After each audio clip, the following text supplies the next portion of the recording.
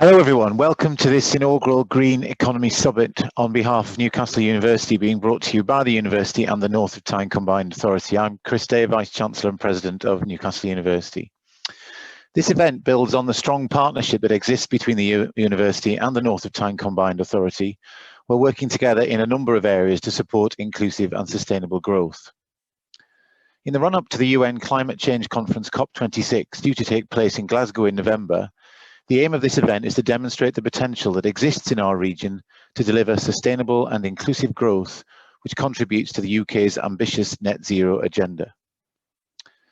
The fantastic response to this event, with over 200 people having registered to attend, representing every aspect of life in our region, from local government, the NHS, education, public, private and voluntary sector organisations, large and small, to community action groups, is proof, if it were needed, of the commitment that exists here to placing our region at the forefront of the race to net zero. Newcastle University was founded in the mid-19th century to address the economic, social and health needs of a city whose growth was being driven by the pioneers of the Industrial Revolution. Our growth may no longer be carbon-based, but that spirit that ignited those early sparks of innovation that changed the world remains. Today, our vision is of a university committed to innovation that can provide creative solutions to the challenges facing society. Our approach is to combine our world-class research and education with a commitment to social and environmental justice. In 2019, we joined the City Council and organisations around the world in declaring a climate emergency, recognising the urgency of international environmental issues, including climate change and loss of biodiversity. Giving our students the skills and knowledge to deal with the unprecedented crisis is fundamental to our purpose as a university. Through research and education, we aim to develop transformative solutions to the sustainability challenges facing the natural world and the human societies which rely on it.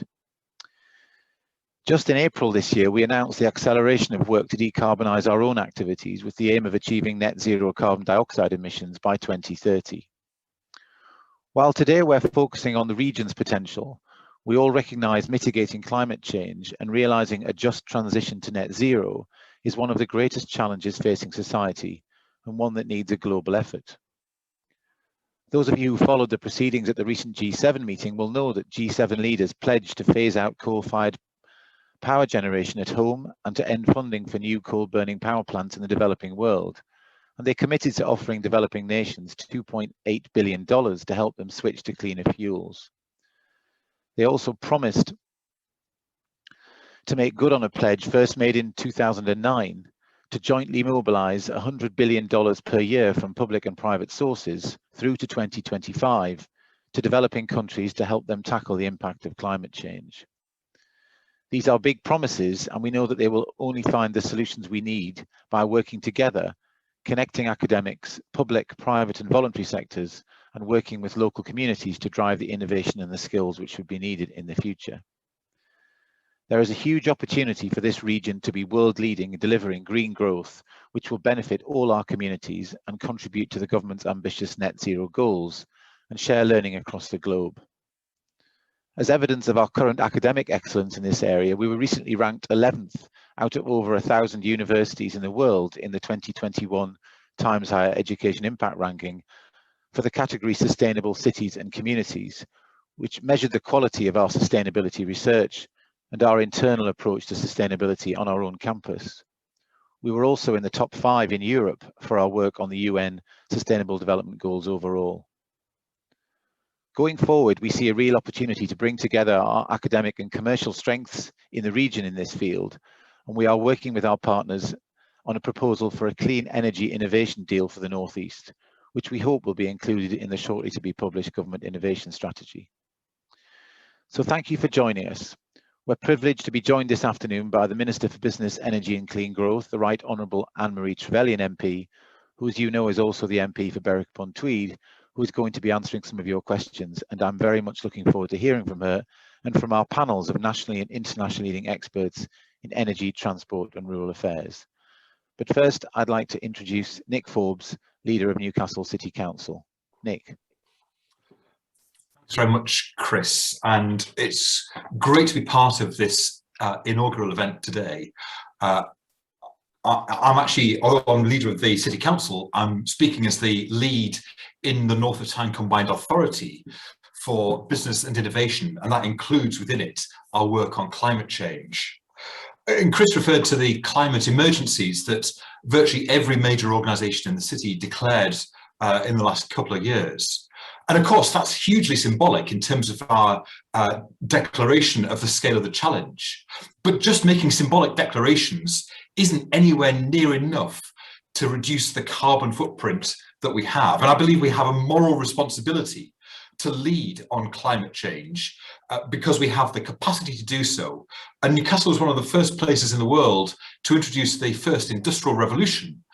I think we therefore got a moral responsibility to lead the world towards zero carbon, which is why it's particularly good that Newcastle was recently recognised by CDP as one of the most ambitious cities in the world for its work on climate change. There are only 80 cities that got A+ rating, and Newcastle was only 4 places in the whole of the UK to get that.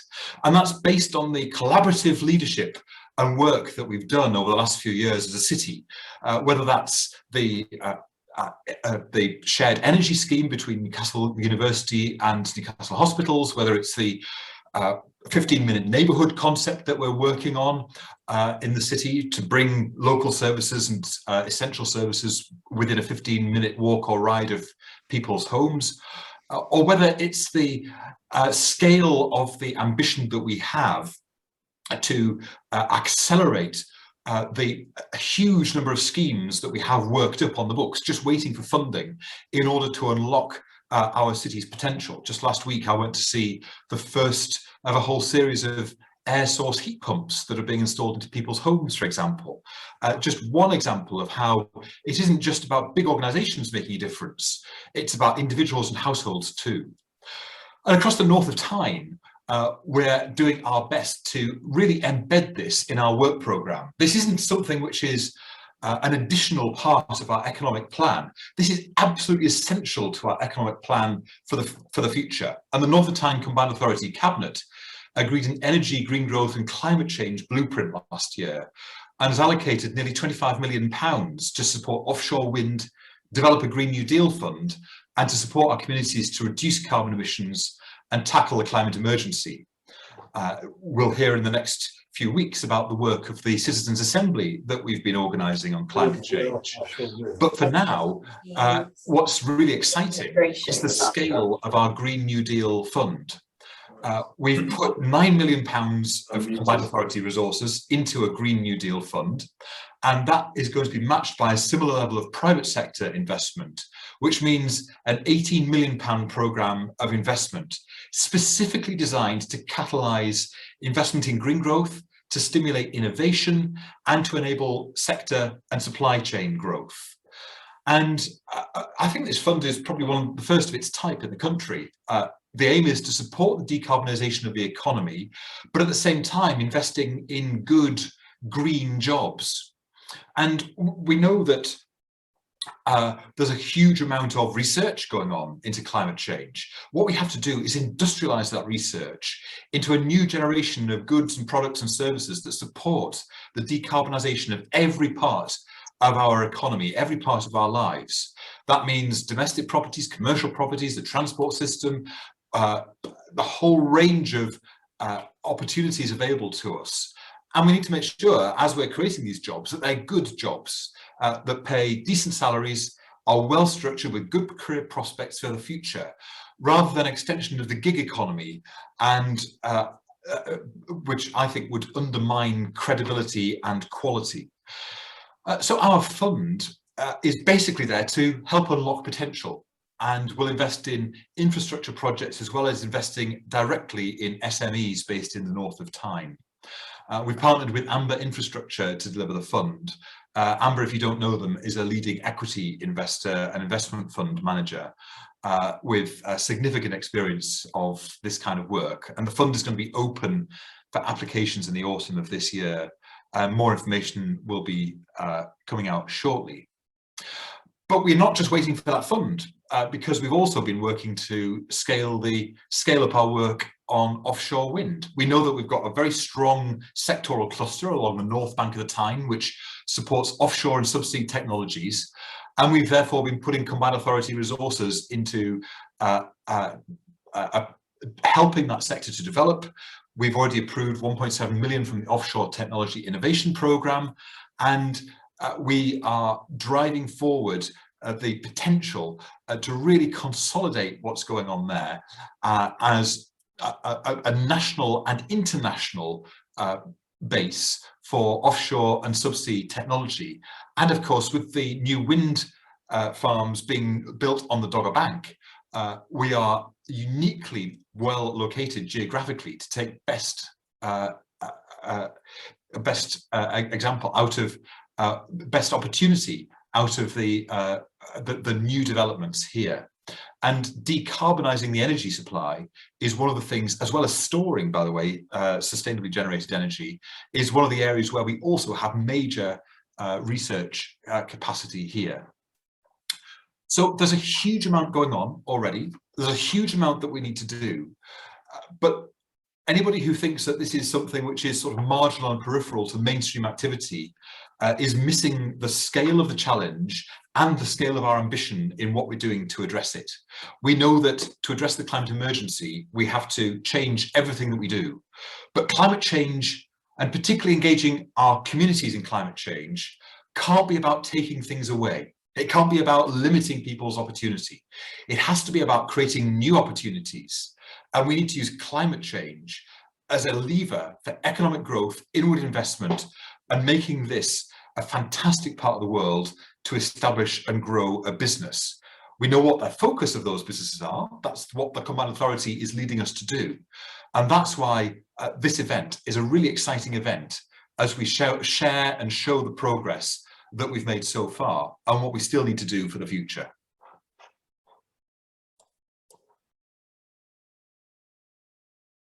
So we're all really looking forward to hearing from you. Thank you, Nick. It's a real pleasure, and thank you for inviting me to address what I'm sure will be a fascinating event for all of you this afternoon. It makes me very proud to be a North East MP and to hear all that you and Chris are setting out about what we're doing in the region. But I've been asked obviously to talk to you today about how we in the North East can lead the charges, the North East transition to net zero, powered by, as you say, Nick, green jobs and low carbon industries. Whilst the last year has of course been very difficult for everybody, and as we fight against the threat of the coronavirus and those wide-ranging impacts the pandemic has had on our and all our citizens' daily lives. And you will have heard the line many times now, the Prime Minister says it regularly, and he says it because he means it. We must build back better, greener and faster than before. And that's why we've put delivering net zero at the very heart of our plan for growth, which is our long-term growth strategy to level up the country and cement our position as global Britain, backed by investment in infrastructure, in skills and in innovation. And obviously in this, the year of the UK's joint presidency of COP26 with the Italians, our co-partners, you don't need me to remind you of the significance of climate change. That's why, working towards our net zero commitment, we laid legislation for the UK's 6th carbon budget. I actually signed the legislation about 2 hours ago. It is officially now law. And that proposes a world-leading target, which would reduce greenhouse gas emissions by 78% by 2035 compared to 1990 levels. So the latest bold step really shows our continued strong climate leadership ahead of COP26, ensuring that the UK is playing its part in meeting the Paris Agreement temperature goal to limit global warming to well below 2 degrees centigrade and pursue efforts to keep it to 1.5 degrees centigrade. The transition to net zero represents a once-in-a-lifetime opportunity to put the UK at the forefront of new and emerging global markets in green technologies and to deliver a green economic recovery from the pandemic. So that's why it's vital that the benefits of our growing low carbon economy are inclusive, benefiting people across the whole of the UK and, to Nick's point, across the whole of the North East, and supporting workers as those industries transform. And we must ensure that the costs as well as the benefits are shared fairly, protecting consumers, workers and businesses. So to help ensure that the costs are shared fairly, the government's recently made a number of announcements that support the net zero aim, including a £95 million funding package for the creation of 2 new offshore wind manufacturing hubs on the Humber and Teessides. Together, these projects could create up to 6,000 green jobs. And an upcoming ban on the sale of halogen light bulbs with fluorescent lights to follow. The move will cut 1.26 million tonnes of carbon emissions a year, as well as deliver consumer savings. Britain's electric car charging network has been boosted by a £300 million fund. Ofgem's given the green light for energy network companies to invest in more than 200 low carbon projects across the country over the next 2 years, including the installation of 1,800 new ultra rapid car charge points for motorway service stations and a further 1,750 charge points in towns and cities. And on top of this, 40 of the FTSE 100 companies have now signed up to the government's Race to Zero initiative, including Sainsbury's, SSE and BT.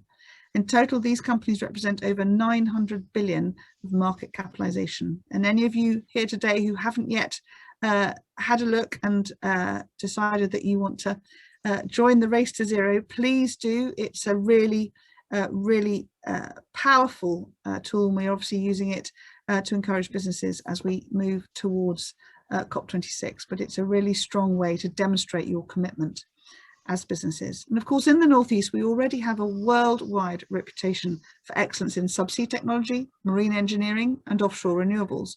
And the energy and clean growth sector continues to present transformational opportunities for the Northeast economy.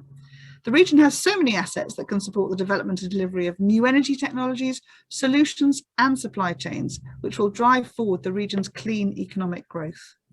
And of course, as Chris says, due to its history and heritage, the Northeast is intrinsically linked with the energy industry and has demonstrated a willingness to be involved in innovation and change. And I think there's a really exciting story for all our constituencies to share that as we look forwards. The business and skills base in the region emerges from this heritage, with industry at the cutting edge of developing and commercialising new solutions and already supplying into the sector. The Northeast holds particular opportunities in several areas, including in decarbonised heat, in offshore energy and subsea work, and of course in decarbonised transport. Each of these presents clear and really tangible opportunities to drive economic growth and deliver new and better jobs. There are many low carbon assets, projects and activities in the region. In addition to this, and I would love to, but I won't bore you all by listing them all, but just to list a few.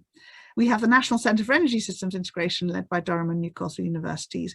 We have Northern Power Grid's R&D facility in Gateshead and the Robotics and Autonomous Systems Test Site, which is supported by £3 million from the Getting Building Fund.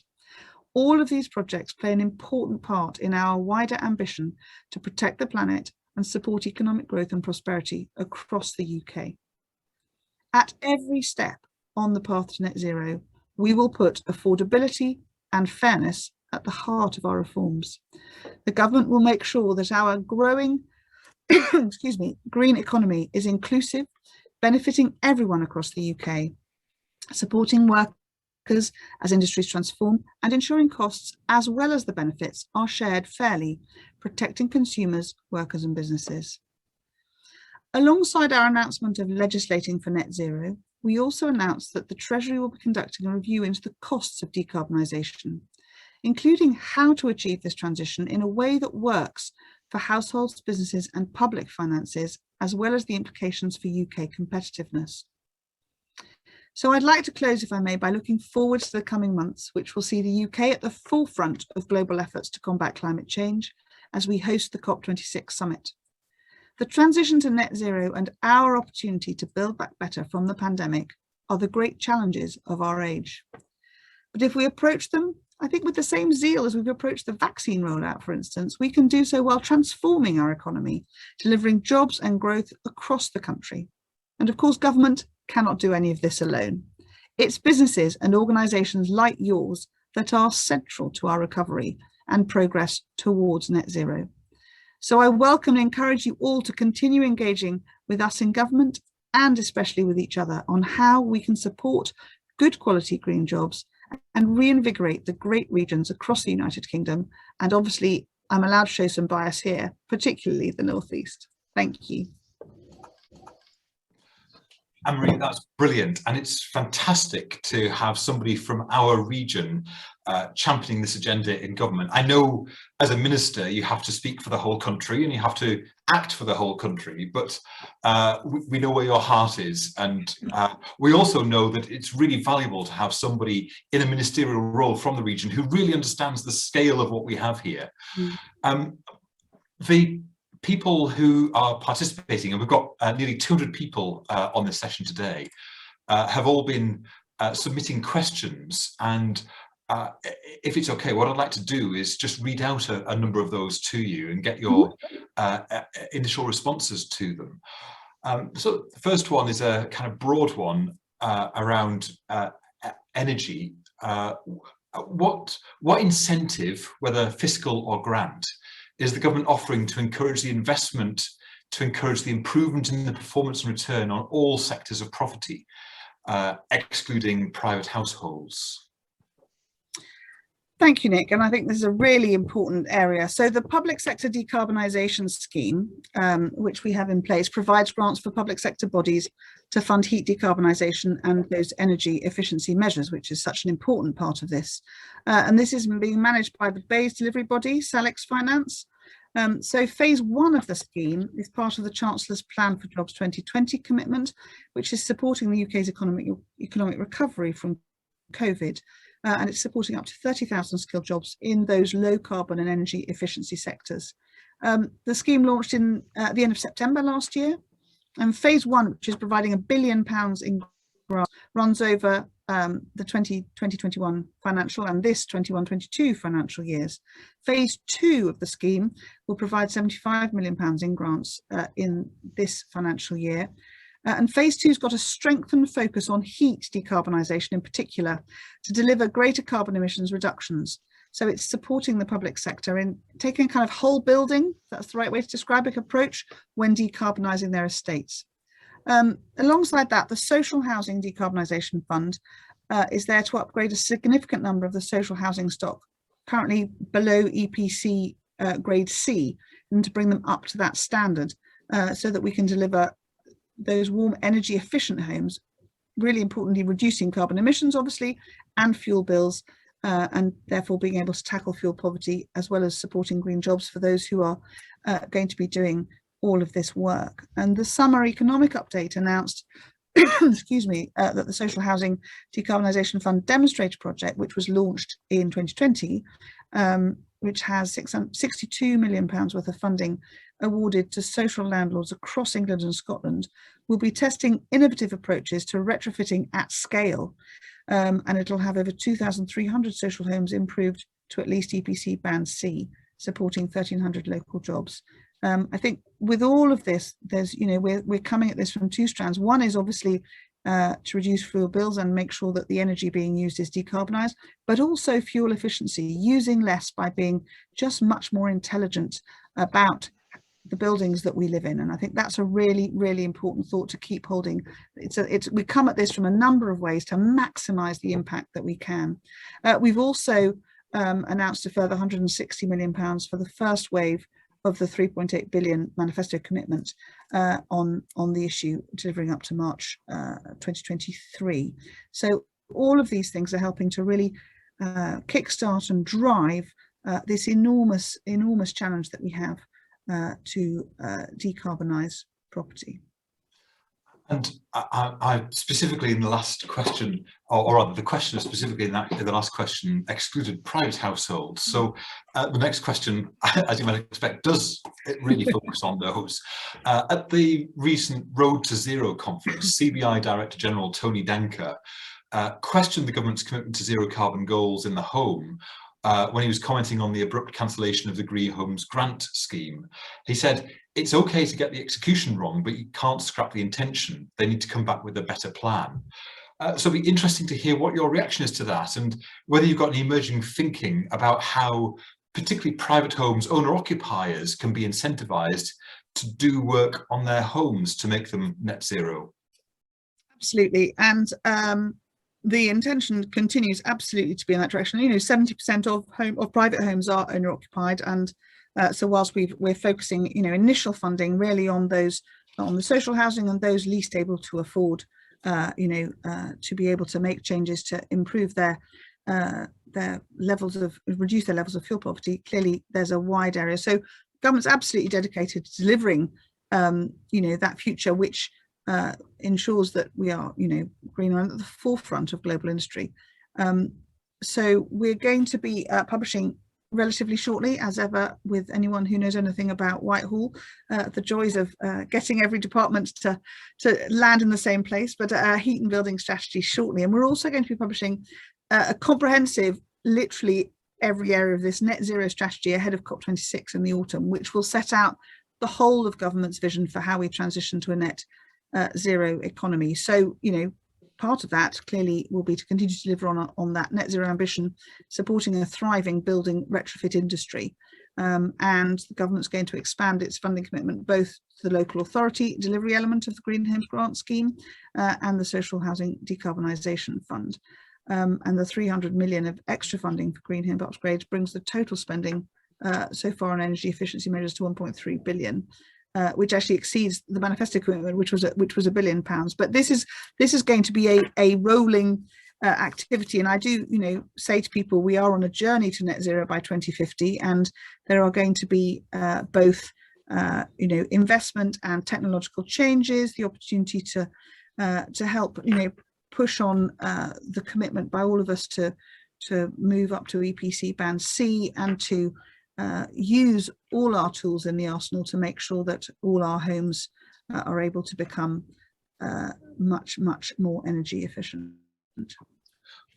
Thank you very much. I touched in some of my comments about the significant sector that we have on the north bank of the Tyne, focusing on subsea and offshore technology. But there's a question here about onshore wind, which I know from your constituency is a somewhat challenging issue sometimes. There's little mention of onshore wind in recent government publications. There's a clear need for small wind turbine developments to support the grid, particularly for advanced manufacturing and the growing EV and battery market. What more is the government planning to do to make it easier to develop onshore wind in England? So I think you're right, and we are world leaders in wind power, on and now, of course, offshore. In fact, in I think it was in April, we broke a new wind power record, onshore and offshore wind turbines between them generating just under 50% of the electricity grid across Great Britain, which is an extraordinary shift in terms of technological investment over the last decade. But specifically for onshore, we've just announced that the onshore wind community can now bid for contracts in the next contracts for different allocation round, which will be kicking off in December of this year. So because wind is such a big part of it, and indeed because the Prime Minister has set us all the challenge of 40 gigawatt of offshore wind by 2030, we've actually created a new funding pot just for offshore wind, allowing more capacity for other established technologies like onshore wind and solar to be able to bid in. So that will continue to be part of the mix in where it works for those communities. And I think, as you say, those small community offers, much like solar, has now become very affordable and genuinely can shift the dial on how at an individual or a small community level you can use renewables to help keep your bills down and be part of the net zero revolution. Thank you. It's interesting, by the way, you talk about PVs, because we often have a bit of a mindset that because our weather isn't the greatest all the time, then PVs don't work so well here. But Newcastle's twin city in Germany, which is Gelsenkirchen, has the ambition to be the solar panel capital of Germany. And their climate is very similar to ours. Their history is very similar to ours, former coal mining community, now being driven by innovation technology. And I think that there are some real opportunities for us to scale up production here in the northeast as a way of creating jobs, rather than seeing things made on the other side of the world and shipped over here. And one of the things that isn't so much talked about when we talk about the energy system is nuclear power. And it'd be good to get your opinion on the need for more nuclear power as a clean energy, as a constant, and what the government's doing around promoting more nuclear energy provision. So yeah, so nuclear is a really important part of the road that we're doing as we transition to net zero, because it is obviously a low carbon energy, and it provides that firm and stable low carbon power, which is going to be required to complement the variable renewable generation. We can't get away from the fact that it's only sunny, and indeed, as you say, not always even during the day, but it is only sunny part of the time, and indeed it can be very windy or not windy at all, depending on the vagaries of weather. So nuclear is going to be a really important part of that, to provide that stable, reliable, low cost baseload by the time, as we move forwards, as we move away from gas particularly.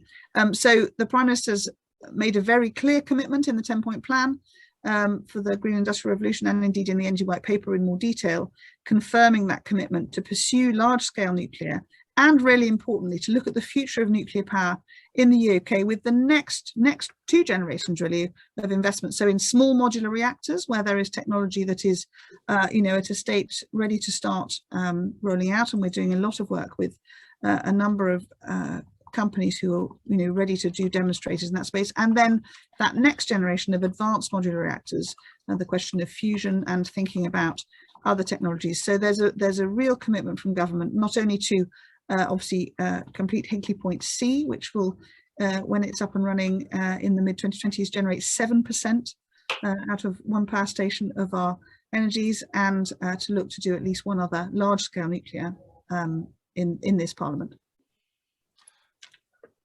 Now, anybody who's had to have their house rewired because of the old cabling will know how disruptive it can be, but how important it is for safety.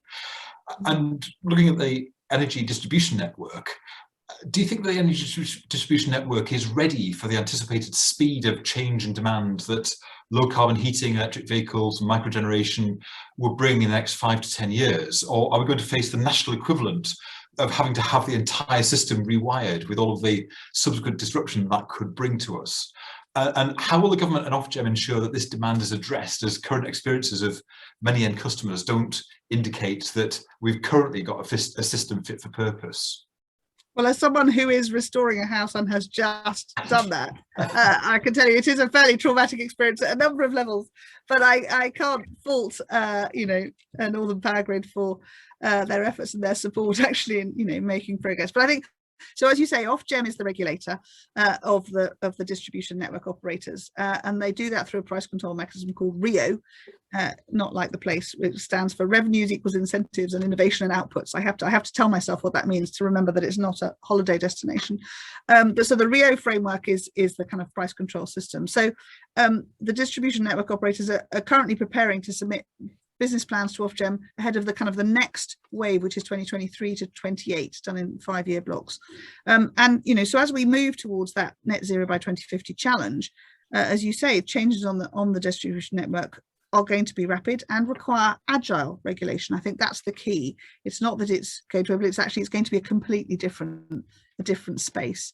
So Ofgem are working very closely with the DNOs to develop those bespoke uncertainty mechanisms that will allow that forward-looking anticipatory investment on the electricity network, so that there can be that kind of flexibility of demand from both low carbon heating, electric vehicles, and other microgeneration. And I think Ofgem's got a really important focus that consumer experience is really accounted for. Exactly to your point, that's a key part of the work where they're thinking.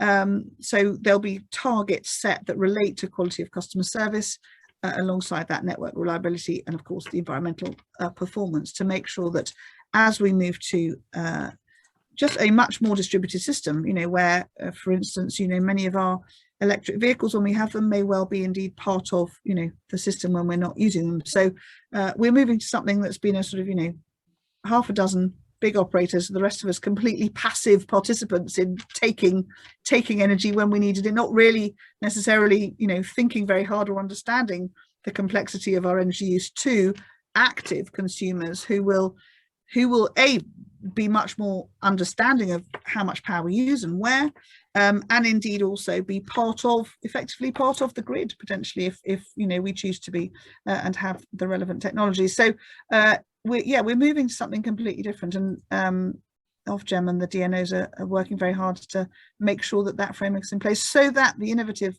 businesses who come up with, you know, the kind of smart metering, you know, the next generation of technologies can clip in, if that's the right description, and be part of providing you and me with the tools that we need to be, you know, active participants.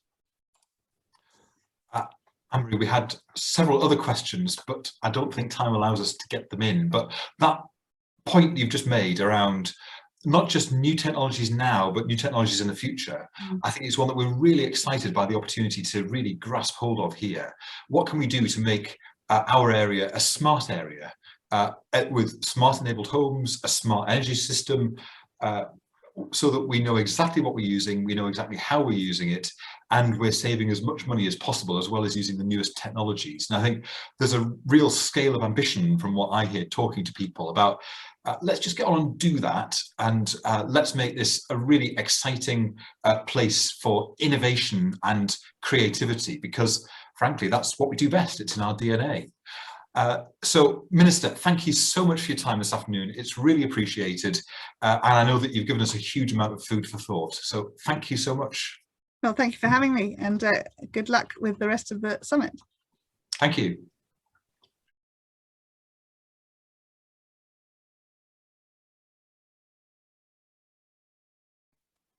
Okay, so I've just had the signal that we can start the session, which is great. So welcome to you all.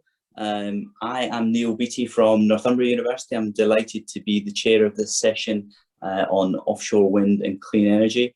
We've got a panel of excellent representatives from academia, from industry, from the educational sector, and it should be a really good session. The session is due to run originally, I think, until 3:25. We might go 5 minutes over that just to try and make up a little bit of the time. And I've divided the session into 3 so that we can look at, first of all, what are the kind of regions, attributes and assets in this area. And then in the next part, look at what are the challenges involved in terms of clean growth and what we have to do. And then in the last part, try and get to some of the excellent questions that we've received in advance. If you've got more questions, then do feel free to put them in the chat. We might not be able to get to them all. It's quite a short session and we're already a little bit up against it in terms of time, but do please feel free to put them in. And if we don't get to them, we'll try and get back to you offline in some form. So that's all just now by way of introduction. I think we'll move on now to introducing the panel. I will start firstly by introducing myself and then hand round to them. So I'm Neil Beattie. I'm a Professor of Energy Innovation at Northumbria University in Newcastle. I'm also the Director of the Engineering and Physical Sciences Research Council Centre for Doctoral Training in Renewable Energy, or RENEW for short. That's a bit of a mouthful. So you can Google RENEW and you will find out about how we are training the next generation of innovators at doctoral level across the region. So we'll train 65 students over the next, or up until 2027. And that represents a £5.5 million investment from the government in that area. As well as looking after the Centre for Doctoral Training, my background is in physics, so I'm very closely connected to Northumbria University's undergraduate STEM provision. And you know, those students from all of the universities are very much regional ambassadors, and I consider them very much assets and attributes for the region. And I think really important, and hope to hear from the panel on this, is the skills area, particularly now when uncertainty seems to be the new normal. And I think how you handle and cope with uncertainty will in the future actually define value and will help to drive this area forwards. My own research is in solar photovoltaics, and every year at Northumbria University we make thousands of research grade solar cells on different substrates for different applications. And as you heard earlier from the Minister and from Councillor Forbes, solar has seen tremendous growth, as well as offshore wind and other forms of renewable energy recently. And in the last 28 days, for example, solar has provided 7.7% of the UK's electricity mix. So you can definitely get a good generation from photovoltaics in a place like Newcastle. And I think one of the things that I'll leave you with is that's been driven by cost reduction, and I see really a lot more of that coming. And one thing to note is some of these scenarios, like the Intergovernmental Panel on Climate Change in their 5th assessment report, I think these scenarios vastly underestimate some of the growth that we've seen recently in renewables. So we need to revisit that, and that's one of the challenges ahead. So enough about me. I'm going to pass over now to our panel, and I'm going to introduce, first of all, Steve Scrimshaw from Siemens. Steve. Thanks, Neil, and I'm really pleased to be here this afternoon. So, Steve Scrimshaw from Siemens Energy. I head up the UK and Ireland. Siemens Energy, it's our vision to become the most valued technology company, energy technology company in the world. So that's what our aspiration is. We've got around 90,000 people. We own a 67% shareholding in Siemens Gamesa Renewable Energy, so we're into offshore wind as well. And as I say, we've got 3,500 people in the UK. I'm quite privileged this afternoon, Neil, that I'm actually sitting where Charlie Parsons designed the first practical steam turbine along in Newcastle here. So if you think about the heritage that we have here, we've got a very strong manufacturing and engineering heritage in the Northeast. And these skills, we've been through many transitions ourselves over many years, and these skills could be deployed in lots of low carbon technologies. We still manufacture steam and gas turbines here. We actually do the design and build of substations, transformers, and we build interconnectors between countries, etc. So as well as providing equipment for large and small flexible power generation equipment, we can also do that for industrial users as well. And having those legacy of skills in the region, I think that supports us to build on the low carbon supply chains and address that levelling up agenda that the Minister talked about as we were on the call before. So pleased to be here, and I think we've got a real strong roots of heritage here in the Northeast. So thank you.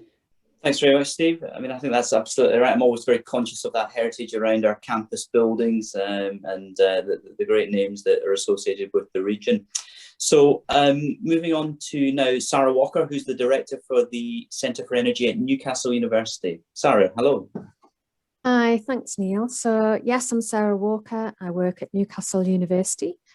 I'm also Director of the National Centre for Energy Systems Integration, which the Minister mentioned in her opening address. And I'm interested in the way in which energy systems interact with one another. So we've mentioned quite a bit about electricity, but I'm also interested in gas and heat and the potential for hydrogen in the future. In the region, we have some unique combinations of assets. So I think the fact that we have urban, semi-urban, rural and coastal locations makes us quite unique. We've got our ports, we've got the offshore renewable energy catapult in our region. Just south of the river, we've got the Northern Gas Networks test and demonstration site that's being developed with Northern Power Grid and Newcastle University. And as mentioned, this wonderful engineering history. So the International Energy Agency predicts that $1 trillion annually will be spent on clean energy by 2030 annually around the world. And the UK has a real opportunity here to be a global leader in clean energy, and the Northeast in particular with the expertise that we have. Thanks. Thanks very much, Sarah. And a good reference there to the International Energy Agency, which has just reported that 2020 was the highest year-on-year increase globally in renewable energy capacity since 1999. So tremendous growth last year, and hopefully we'll continue on that trajectory. So moving on now, I'd like to welcome Hassan Ashek from the Offshore Renewable Energy Catapult. Welcome, Hassan. Thanks, Neil, and thanks to the organisers for inviting me here. And yeah, it's great that Sarah's mentioned a few of the things, so I should tick a few of the things off my list of things to mention. But yeah, my name's Hassan Ashek. I'm Head of Commercial at ORE Catapult, which means I look after ORE Catapult's test and innovation assets in Blythe. ORE Catapult are the leading renewable energy research, innovation and demonstration facility. not only in the UK, but in the world. We work with large OEMs, owner operators, but we also have a suite of assets and services and solutions for lower TRL companies. Anne-Marie Trevelyan mentioned the RAS Centre, which has been funded by North East LEP, which is under construction now. Yeah, so I agree in terms of the attributes that the North East has. I am not sitting in the same office as Charlie Parsons is. I mean, in my spare bedroom, but absolutely, we've got a strong heritage. We've got, whether it's shipbuilding, power generation, oil and gas, even agriculture. You think about SMD and Alan Rees back in the 70s with his plough, and where we've got through to in the North East with that world-leading capability in robotics. Hasn't just come from luck. It's come through continuous improvement, innovation in the region. The North East, I think one of the biggest attributes is resilience. We've continuously shown resilience and taken advantage of significant transitions. So shipbuilding to power generation, and coal to gas, and gas to wind. And now we in this region have got this opportunity to take advantage of this clean growth, global clean growth opportunity, and the net zero targets. The good news is we've got a really good platform. So North East, we've got this highly skilled workforce. We've got a lot of engineering companies, the universities, and the research agendas. We've got our facility in Blythe, the ports, lots of enterprise zones that can attract business here for them to plant roots. We've got industrial projects, Dogger Bank, Sophia Wind Farm, and then we've got this strong support network, whether it's ourselves, North East LEP, north of Tyne Combined Authority, or Energy Coast, helping us to support that network. And it really is going to be a challenge to take advantage of this. And as I said at the top end, it doesn't come with luck. It comes with continuous improvement, investment in innovation, and a combined joined up approach. Thank you. Thanks very much, Hassan. I really like the fact that you flagged the transitions there, you know, of the different eras, and also the transferability. You mentioned robotics. That is obviously an area that can be applied to the net zero challenge, you know, in a hugely important way. So thanks for highlighting that. I think we'll come back to that actually in a bit. Okay, and last but not least, I'd like to welcome Grant Glendinning from NCG North. Thank you, Neil. Good afternoon, everybody. Yes, I'm Executive Principal at NCG North, so I'm responsible for Newcastle College, Carlisle College and West Lancashire College. So it's no surprise that I'm very interested in skills. And I'd agree with all my fellow speakers this afternoon that I think the North East is ideally placed to lead on the delivery of net zero for a number of reasons, which I won't go into because I think all of those attributes have been mentioned.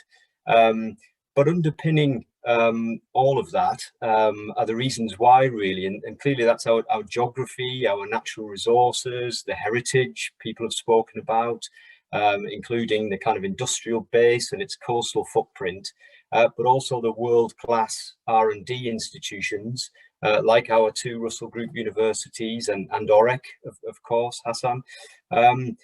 Underpinning all of it is skills.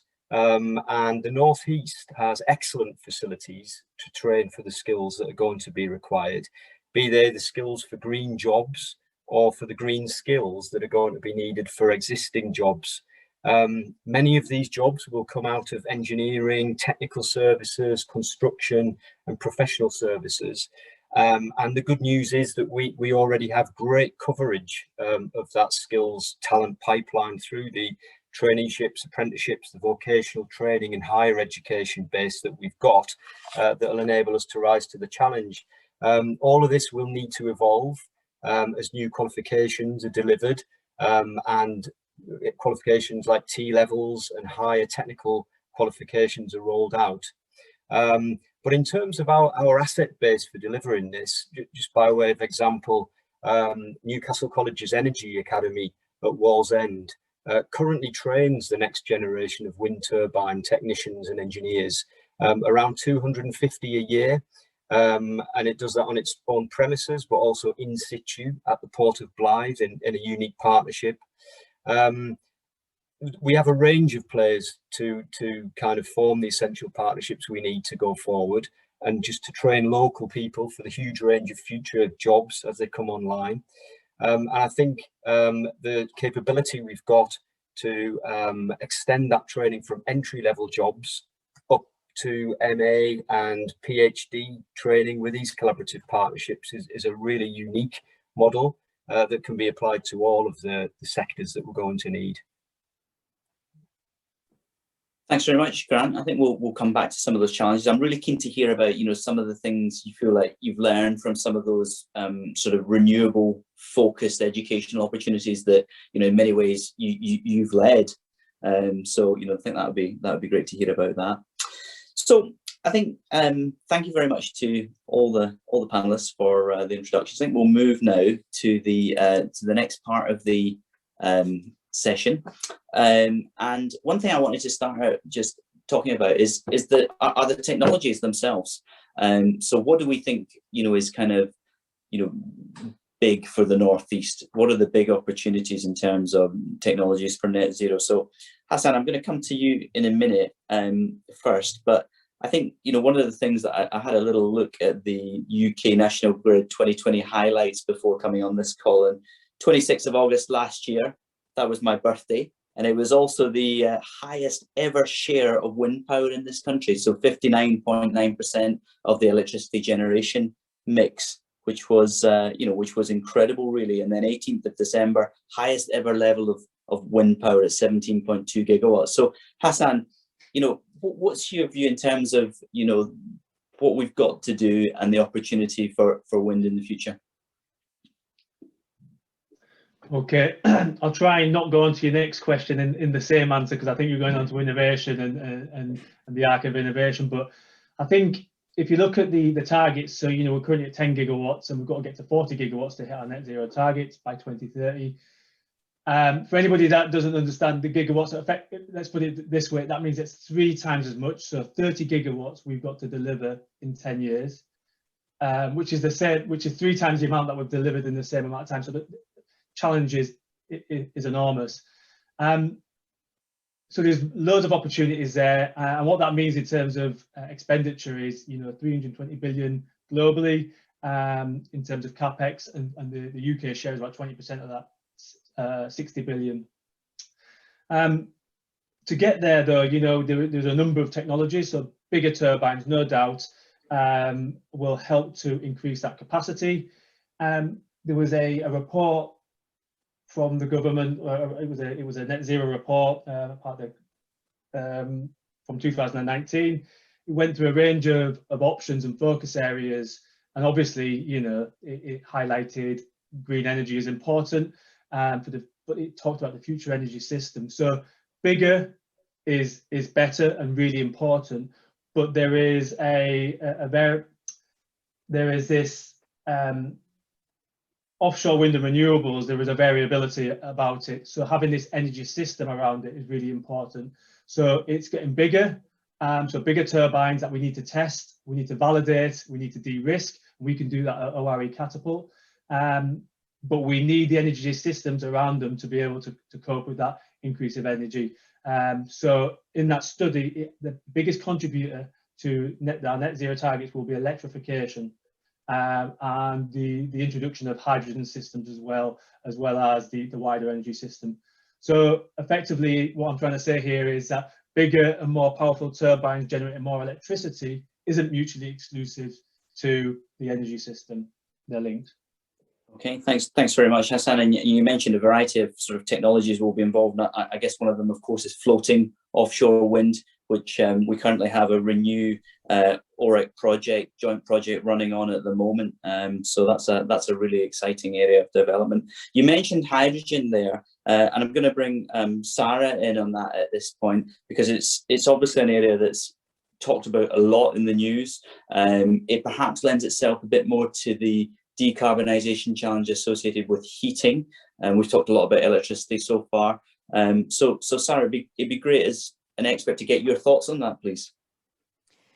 Yeah, so the government is taking advice on its net zero targets via the Committee on Climate Change. And the scenarios that the Committee on Climate Change have been looking at do include hydrogen. So hydrogen is just a way of delivering energy. It's got potential because it can be stored. So it's got potential to help with some of the energy system problems that we think we might get with lots of electrification of demand, because on the electricity system, you have to make sure that your demand and your supply are exactly matched on a sub-second by sub-second basis in order to keep the system from falling over. So as we see more demand potentially because of electrification of transport and electrification of heat load, then how do we keep the electricity system in balance? One way to do that is to think about the role that hydrogen could have, and the Minister also mentioned nuclear. So to generate hydrogen, because it doesn't occur in big volumes naturally, you can use electricity and an electrolyzer to break water into hydrogen and oxygen, and that's called green hydrogen. That's currently quite expensive. So the way hydrogen is currently generated is we take natural gas, which is a particular molecule chain, and we run steam through it to break down that molecule and extract the hydrogen from it. And a byproduct is carbon dioxide. So it's not helping with our carbon issues. So at the moment, hydrogen is a solution because it can be stored, but it has some problems in the way that we are creating the availability of hydrogen, which isn't very clean. So we need to solve the problem of clean hydrogen in order for it to have a strong role in the decarbonisation challenge. Thanks very much, Sarah. That's yeah, green hydrogen and how we can use renewable electricity to power that, and also cost reduce, are going to be key, aren't they, going forwards? We've had it already mentioned. I think first of all by Sarah and then by Hassan, and the sort of whole energy systems approach. And I think this is a good point to bring into Steve, and to get your thoughts on the grid in that regard, and also sort of wider factors as you see them. Yeah, sure. There's some very valid points from Sarah and Hassan there. If you sort of just contextualize this, the volume that you're talking about, the volume of wind that you've got to produce, I think National Grid are doing something like 5 big grid connections per year at the moment. Next year they're going to be doing 15, and you've got to, you know, the multiples that you're going to have to go up. If you go back to, you might remember when Hornsey wind farm tripped and Little Barford tripped, and there was a real breakdown of the network. There's been a lot of investment in that, and I think you're going to see more of this for grid stability type projects with synchronous condensers and static compensators to just try and stabilize the grid a bit, like Sarah was talking about with hydrogen. So all of that technology has to wrap around the energy system that we're talking about to actually integrate these renewable sources. I think hydrogen is another interesting one, because as you've seen with offshore wind, you've seen 100 odd pounds down to around parity of 42 pounds, I think it was last time we said. And I think people are seeing hydrogen as another piece of optionality to actually make revenue streams, so revenue stacks to make their projects more profitable and economical. So all of that is in the mix, and I think the key thing is the size of this challenge that we have ahead of us, and the pace of change of what's happening around us. And I think if you think of where we position the north of Tyne, or this region, you know, that there are a huge number of opportunities for us to actually dovetail into. When people talk about wind turbines, they look at the big wind turbines, but in every wind turbine there's a distribution transformer. If you think you're roughly 15 megawatts, you've got to produce 30 gigawatts of power. That's a lot of equipment that needs to be made, assembled, or, you know, done somewhere. So I think that's a unique opportunity for the north of Tyne to take a piece of that action, so to say, Neil. Thanks, Steve. You mentioned the region there, and Sarah obviously mentioned hydrogen as well. And I think, you know, although we're talking about you know, north of the Tyne region in this particular summit, I think we recognise very much that this, you know, I think it was referred to as an arc of innovation. I think that could legitimately be said to extend south of the Tyne as well, and include, you know, a lot of the great work that's going on in that part of England. Absolutely, I fully agree. I think we cannot do this in silos. I think if you look for what we're talking about in the industry going forward, I think collaboration with partners and people that you might not have sort of associated as partners in the past, I think that's going to be really critical. And I think it will extend across the country, never mind just down to Teesside from Tyneside. We shouldn't forget Scotland. You know, the UK government have made a commitment they've got a twin track approach of 5 gigawatts of green and blue hydrogen by 2030. Scotland have also made that commitment as well. You start thinking about, is that output, is that production? You know, you could see that scaling up significantly beyond that. Yeah, good point there. Yeah, and we need to collaborate. So I think on that note, it's a good opportunity to bring Grant back in and ask about, you know, those skills and, you know, that need for collaboration. So just thinking about those specific initiatives, Grant, that we mentioned before in renewable energy, what sort of things have you learned through that experience? Yeah, I think picking up on Steve's point there, I think there's really a role to play in strengthening opportunities for place-based partnerships around the agenda, as it's such a wide kind of skills ask really, as well as we race to net zero. And that collaboration needs to take place between colleges, universities, employers and other stakeholders in order to make it work. I think you know, in terms of the skills pipeline, it's very difficult to predict at this stage. And for me, it's really important to distinguish what we mean by green jobs, i.e. new jobs that will be created in response to these demands, and then the green skills that are going to be required into existing roles. And so, you know, if we look at electrification of vehicles, for example, it's foreseeable that lots of those you know, skills will be adopted by current kind of mechanics that are being trained, and they'll feed into apprenticeships, etc. And similarly, you know, boiler engineers will kind of refocus their skills into heat pump installers, etc. So there'll be lots of that, but then there will be genuine new green skills that are created. And really, there's a huge role for agencies to play in this. The government launched its white paper recently, which has subsequently been turned into a post-16 education bill. And that really shakes things up because it puts employers and employer representative bodies and local agencies at the heart of skills planning. And there are expectations that there'll be local skills improvement plans that are put into place. And I think for a region like ours in the Northeast, you know, the green agenda and net zero have to be writ large in those local skills improvement plans. And, you know, within that, there really needs to be some scoping in terms of the kinds of jobs that are going to come down the pipeline. We've been fortunate enough to have a member of our college who sat on the government's Green Jobs Task Force recently. And that task force is just concluding its recommendations. But the next output of the task force is to undertake the LMI associated with what industry is going to need. So quite simply, we at this stage, we don't know yet. So I think we really need to accelerate this so that we can create the demand so that then it enables providers like colleges to kind of align their curriculum to the kinds of needs that Steve and others have outlined this afternoon. Thanks very much. Sarah, you wanted to make a comment on that? I saw something in the chat there.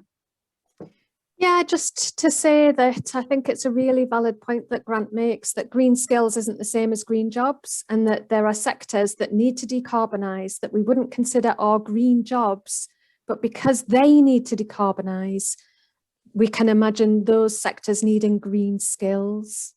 Okay. As somebody who spends a lot of my time sort of advocating for STEM as well, STEM subjects of science, technology, engineering and mathematics, I think it's really important that we've got strength in the region, and we really do across the three universities, across the colleges and schools. One of the initiatives that Northumbria University is involved in is called NU STEM, so Northumbria University STEM.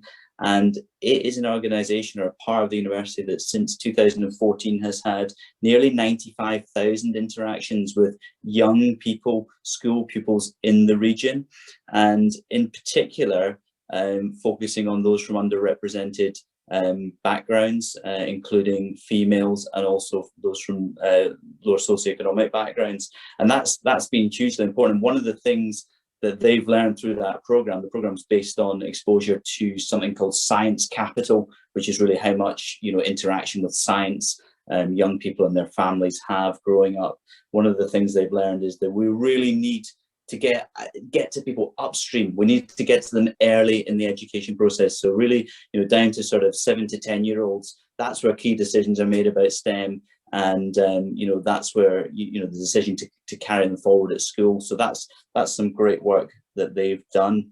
I wonder if we could carry on a little bit now with to the next part, to focus on some of these questions, these great questions that we've received in advance. I'll keep an eye on the chat while these are being answered. But there was one that I thought was very interesting and pointed to your earlier comments, Sarah, about you know, the diversity of, you know, the geography, the nature of the Northeast, and it was how can community energy renewable schemes be more widely taken up in rural areas? Yeah, so there's support available for community schemes under funding such as the Community Renewal Fund. There's research being undertaken at the university through the Centre for Rural Economy, and that centre is helping some communities with schemes like photovoltaics on village halls, for example. And the university is also very interested in the rural economy and its links to net zero farms. So there's quite a bit of research and interest in community engagement. But what's important overall for this is that we engage with the stakeholders in the local community and ensure that we're listening to all voices. There's a risk that some voices are marginalised and don't really participate or aren't heard properly when we're talking to communities. Across the Northeast region, our levels of fuel poverty vary, but are generally slightly higher than the UK average. And so we've got a real opportunity through some suggestions that the Minister had about improvements in housing, for example, to ensure that those communities have investment that leads to prosperity for all and that leads to better quality of life. I think that's such an important point. It has to be an inclusive approach, which is almost, I mean, we know big scale is important, but we can't leave people behind. I think that's such a good point. Just thinking a bit more about businesses now, you know, if I can just ask Sir Hassan and Steve just to comment on this. So maybe Steve first, what do you think will be the incentives for businesses of all sizes to move towards clean energy quickly? And we've talked about how important that's going to be. Yeah, I think it'll have to be a combination of stick and carrot to some extent. So I think you will see incentives on supply and demand side to try and encourage investments, like Sarah mentioned before about green hydrogen. It's not competitive at the moment, so there's going to have to be some mechanisms there. I think you're already seeing for some of the large industrial businesses, they need to report in financials on sustainability. You're seeing within Europe the taxonomy process that's going on. So I think you're going to see a lot of metrics around that, which are going to actually force people to do the right thing, if you like. But the carbon tax and things like that are also the combination of the stick and the carrot. That's what I would say. Yeah, that's a difficult balance, isn't it, to get that right? But I think you're absolutely right, and I think incentives will be key there. I mean, incentives like the feed-in tariff are one of the reasons that we've installed more than 1 million PV systems, photovoltaic systems, in the UK over the last decade. You know, and that doesn't really exist anymore. But the point is, it's brought the cost down to be, you know, such that solar photovoltaics is now competitive with fossil fuel based sources of electricity. And can I add? I think, sorry, just to add one more point. I think you can't make this whole transition just with grant funding, etc. And I think that's the difference between the UK and Europe. I think Europe are doing a lot of Green Deal funding, where I think the UK is looking at sort of seed corn to try and get the pipeline going and then attracting private investment to come in. So I think the UK has probably got a little bit of a different model to Europe in terms of, you want pipelines of opportunities to get people to invest, that type of thing. Yeah, interesting. We'll see how that plays out. Hassan, did you want to comment on that? Yeah, I think on the question of incentives for businesses to move to clean energy, I mean, there's two things which we touched on about them becoming cleaner as a business, but also there's incentives or routes or mechanisms to allow companies to get into the green industry. So, companies like ourselves and supply chain growth programs like the North of Tyne, where we create industry-led innovation challenges for these companies, help them get from a low TRL to commercialization. And sometimes the incentives for businesses who might be working in oil and gas, for instance, could be the size of the market. It could be just a higher market share, but it's about helping those companies transition and have viable solutions for the offshore renewables. And I think a lot of them have the skills, they have the opportunity, but sometimes it's just about that support network, either by the local authority or a company like ORE Capital. Thanks very much. So we've got about 5 minutes left in the session, and I noticed there's a question. I know I've not been able to get to everybody's question, but I know there's a question coming in the chat about it's a good one actually. How do we introduce innovation into the improvement of existing or construction of new buildings, both residential and commercial? And I think that is an interesting one, because it's an area where typically innovation can be quite slow. The pace can be. We've used concrete and steel for a long time. They're good building materials, but on the other hand, there are emissions issues, significant emissions issues with the construction of concrete buildings. So I wondered if anyone in the panel wanted to pick up on that. I'll give you a quick example, Neil. We're building Viking Link, and we would have normally used diesel generators to build Viking Link. We're actually doing it using off-grid green hydrogen powered high-capacity fuel cells to provide heating, hot water and electricity for the construction site. So we're avoiding all the diesel, and they're just made here in Newcastle. Yeah, that's good. That's in the construction phase. And then Sarah, you wanted to comment as well?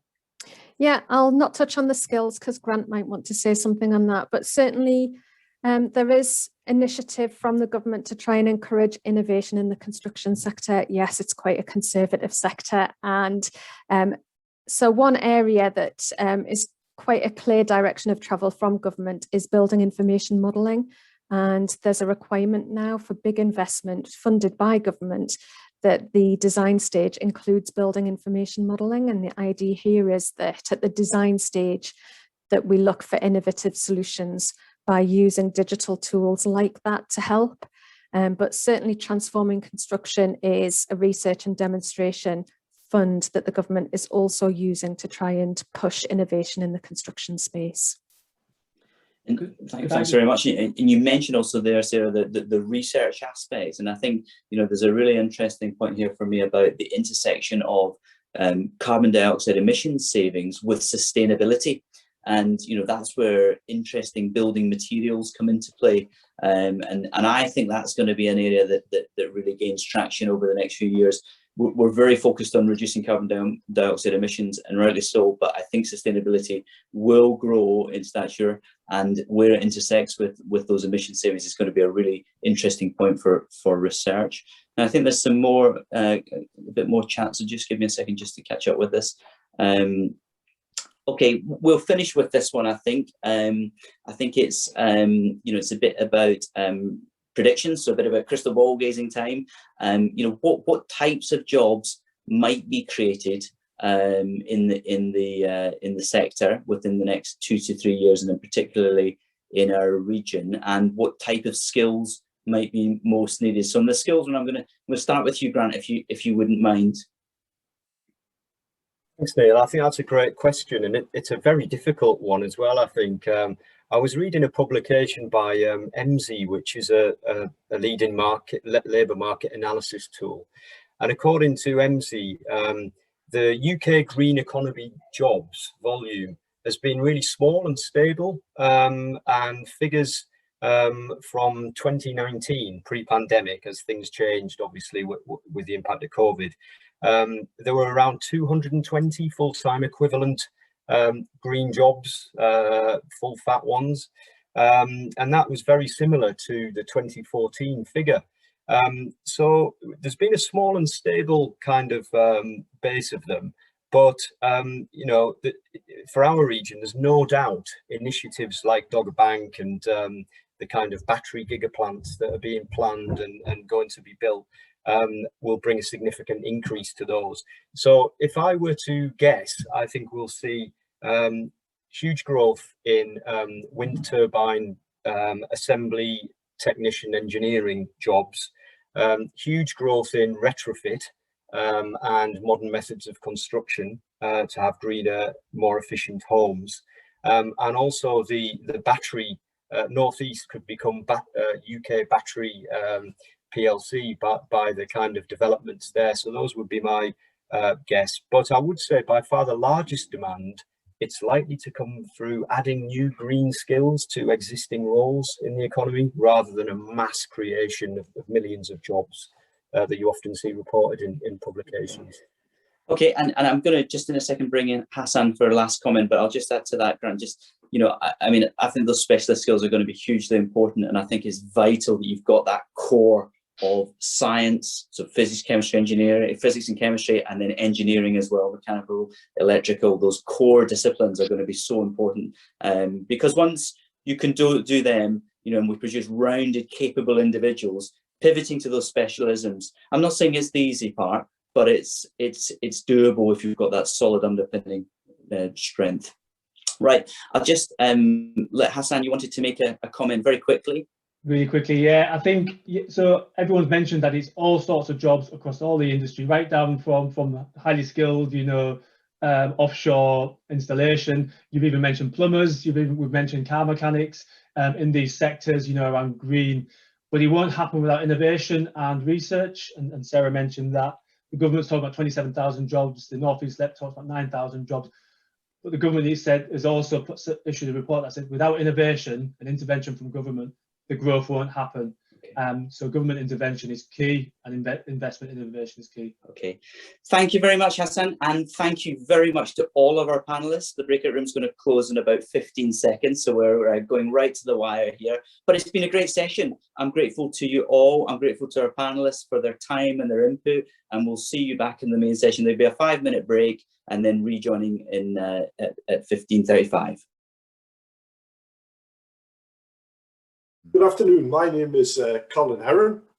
I'm a professor of practice at Newcastle University and managing director of Zero Carbon Futures, which is a department within Newcastle University. I've been asked to chair this session this afternoon. Just before I go into it, I just wanted to reflect. I've actually been in the car industry for coming up to 50 years. I started in 1973. And I don't think many of us will ever see the transition that transport is going to go through again. This is an absolute upheaval of everything from flight to rail to ships, etc. Everything has to change. But one of the things that we want to sort of look at today is that there are solutions to all of the problems, but many are not quite viable yet. And we haven't decided for what is the solution for a particular problem. And also, this is the Green Economy Summit. So in this region and the UK, we have to grow our economy.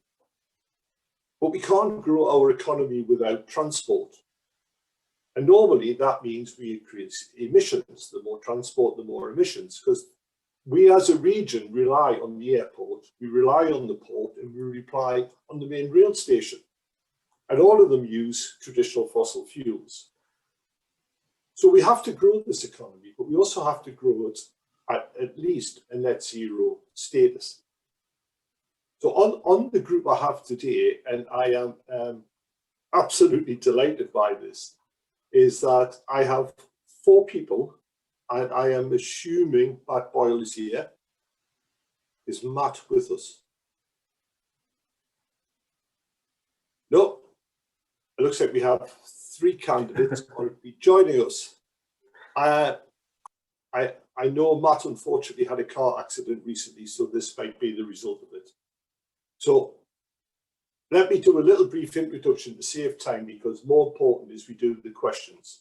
So I have with us Isabel Sheldon, who's the Chief Strategy Officer of British Volt, which I believe will be the 4th biggest building in the UK when it's running and the biggest battery plant in the UK.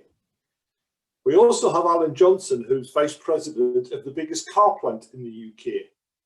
Alan joined Nissan in 1991, so we've known each other exactly 30 years, because he was a graduate at the plant when he started. That 30 years has flown by. We also have Professor Phil Blythe. He's Professor of Intelligent Transport Systems, and he's just finished a 6-year stint as the Chief Scientific Advisor to the Department for Transport. So between us, we should have enough knowledge to ask the questions. However, as I'm in the chair, and I wanted to ask some basic questions of these people before we started, and I will get some of the other questions coming through. The first one I wanted to ask to Phil, because Phil's been setting the UK strategy for transport and low carbon. But what I want to do is ask the questions in the terms of the economy. So Phil, just very briefly, how can the region, based on the strategy you've been helping set, maximise on this opportunity? Okay, well, one thing government really is looking at is place-based solutions, playing to the strengths of particular regions and, you know, getting them to solve their problems using those strengths. And certainly in the Northeast, with the automotive ecosystem we have, with the investment in a second battery plant up here, with the driving the electric revolution, looking at all the power electronics and stuff that are needed for electric vehicles. And also we consider all the expertise we have in energy. We have the integral site where they're integrating transport, energy, gas, electricity, hydrogen. I think there's a real opportunity to bring a lot together and really demonstrate it in the context of the Northeast. I think the fact that, as the Minister mentioned, we have the offshore renewable catapult at Blythe, bringing in clean energy, which is one of the reasons that Volt came up here, because they need to manufacture using green electricity. We've got the opportunity to really lead on the electromobility revolution of electrifying transport where it can be electrified, but also I think the opportunity to also be the leader in hydrogen fuel for transport and domestic heating and cooking as well. And I think the investments that were made whilst I was Chief Scientific Advisor in Teesside, for example, on the hydrogen transport hub, and the ability to do a lot of that up in the Northeast as well, really gives us some great opportunities. But I think the important thing to say is, you know, the science, the technology, the industrial opportunities to design new things to decarbonize transport are really important. But we must also remember that technology is not going to solve all these problems. We're going to need changes in behavior, how we travel, what modes of travel we choose, and the like is a key part of this as well. And again, I think with the excellent transport system we have in the Northeast, I think we've got the opportunity to lead on that aspect of decarbonisation and moving towards net zero as well. You're on mute. That's I'm only laughing because you said that to me earlier today. That's a pound in the job. Isabel, a question for you. I think you're wanting to spend something like £2.3 billion in the region. That's on what you want to do. So the question I've got for you, how do you think the region can grow that number? What can we do in the region to make that 2.3 million 4 billion? What do we need to do? So at British Volts, we look at it in 3 ways. So there's support of the automotive industry here in the UK, which I think nobody will argue with. There's 180,000 people that are directly employed in the automotive industry. We've got to make sure that we support those jobs. There's the decarbonisation of transportation, but also making sure that the supply chain that's feeding the main facility that's going to provide the batteries that we need to decarbonise that transportation. We're talking about passenger cars and light commercial vehicles mainly, that supply chain has also got a lot of that carbon taken out of it. And then the third thing is that we look at the benefit to the national and the local economies and making sure that we maximize that potential over a longer period of time and have sticky IP and sticky facilities and sticky jobs that don't move in and out of a region or in and out of a country. And really, if you look at the headline that's over the door, the name that's over the door, which is Britishvolt, that's providing the main cell manufacturing facility. There's also a wider opportunity for localized supply chain. And quite clearly, you know, there was a thought at one point that you would put a battery facility right next to the car plant. Well, actually, that's not quite true, as it turns out. You put a battery facility where you can get access to renewable energy and have easy access to that, where you've got really strong grid connections and you've got green energy coming in locally. So that also provides a benefit for the wider supply chain too. So locating and co-locating those supply chain elements of that entire chain that at the moment stretches right around the world, is not very efficient and is very carbon intensive, bringing it close to the factory, feeding it with renewables, gives you the dual benefit of not only driving the carbon content out of the supply chain and trying to get that as low as possible, but also you've got that wider economic benefit of the upstream jobs. So, you know, we're looking at 2,500 to 3,000 people employed within the facility. There's a further 2,000 to 3,000 people that can be employed in the wider supply chain too. So we see that as being really good for local jobs, really good for the local economy. And if you look at the Blythe region, which has obviously suffered a lot over the decades, we see this as an opportunity to provide real social regeneration as well as financial regeneration of that area. Thank you. The question for Alan, who runs the biggest car plant in the country. We obviously, economically, it would be disastrous if we lost a car plant. And you've worked in Spain, you've worked in Russia. Where do you think personal mobility is going? To extreme, do you think you'll be making bright orange scooters in the future? Hi, Colin. Thanks for the question. Thanks for asking me to join this activity today. Yeah, I mean, you're right. I've worked in Spain. I've been in charge of the Nissan plant in Spain, which unfortunately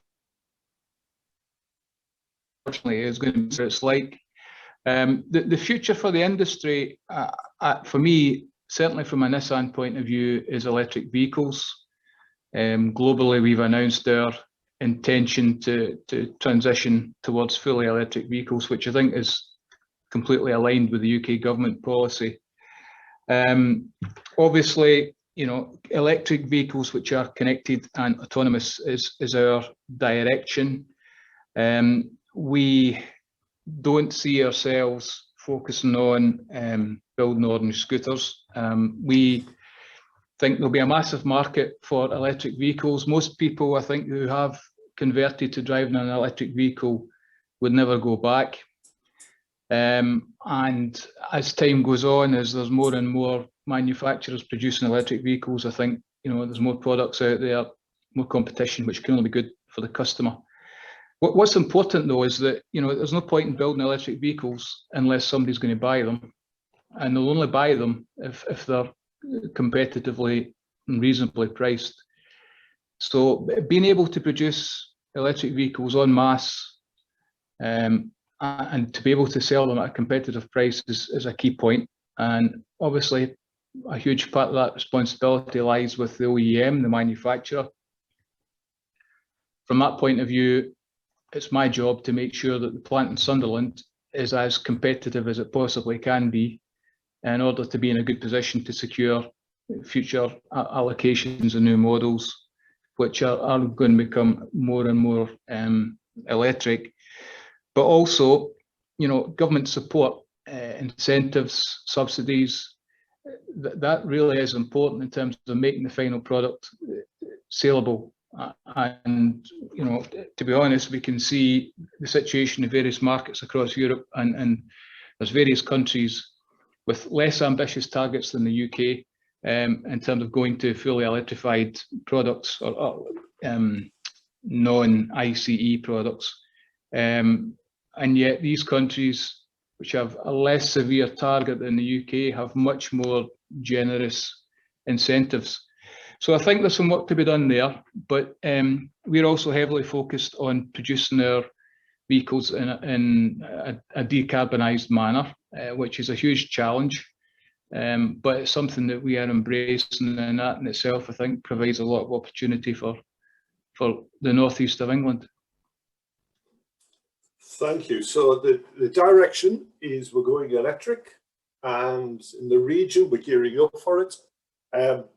Matt, who's not here, I was going to mention, has just done a deal, £100 million deal in the region for power machines, electric drives, which is another part of the equation. So the region is absolutely gifted in having the biggest battery plant, the biggest car plant, all geared up for EVs, and we're now developing the associated technology.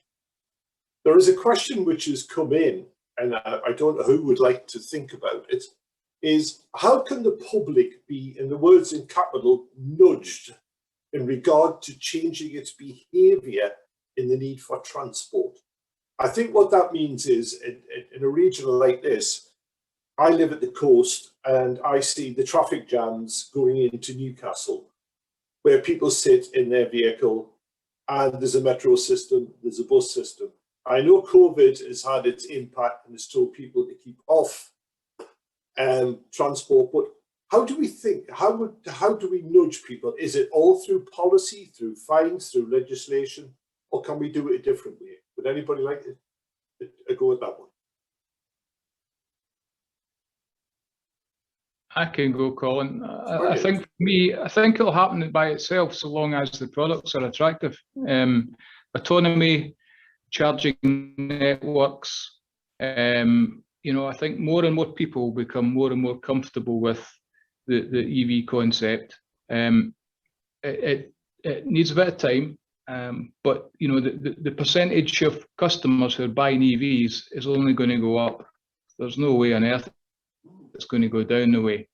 So I think it'll happen naturally, but the more attractive the vehicles are from a pricing point of view, and the more attractive they are from a performance point of view, the more we'll sell and the quicker we'll get to the levels we want to. And obviously, you know, nobody likes paying tax, and so the tax incentives from the UK government are an important factor.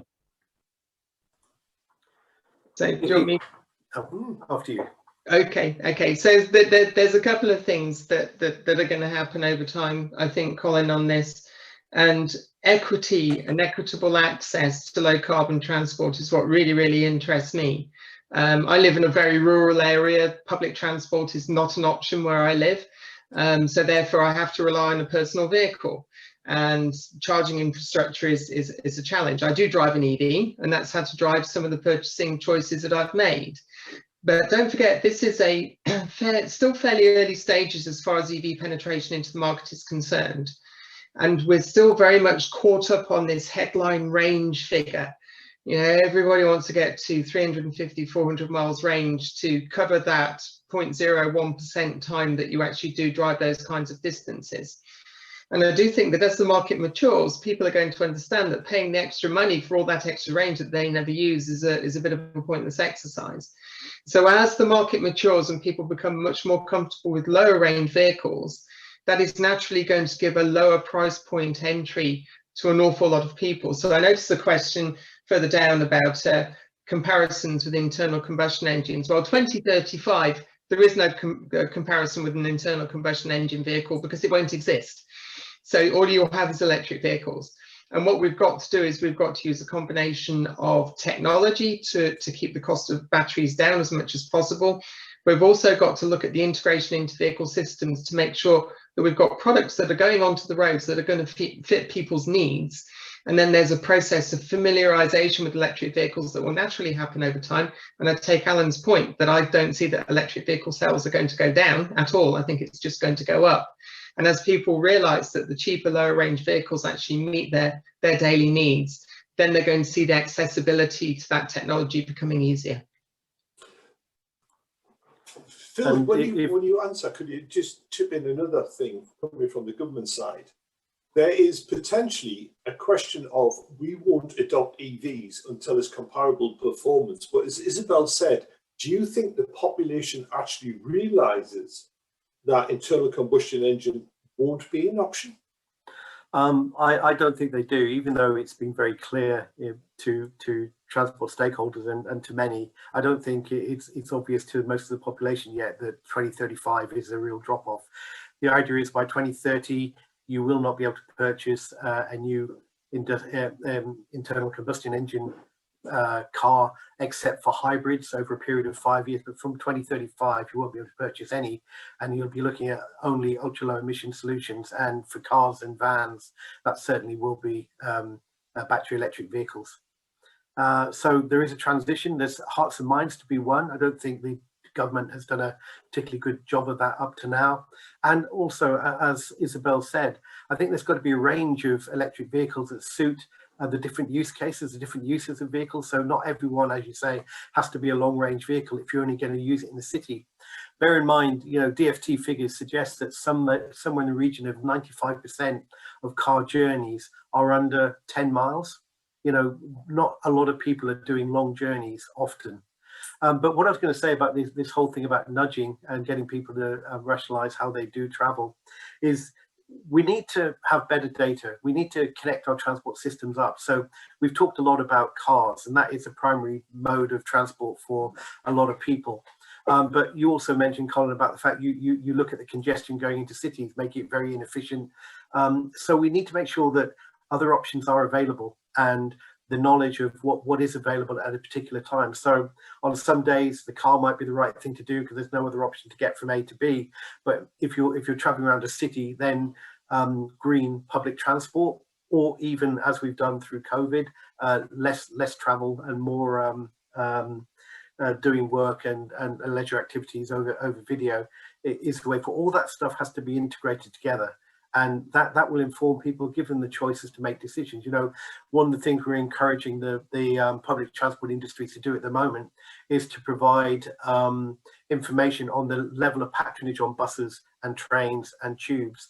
So as people begin to start using public transport again, but may well be a little bit wary about crowded public transport, they can make an informed choice based on the knowledge of how busy the transport system is. And the same thing should be true of using your car.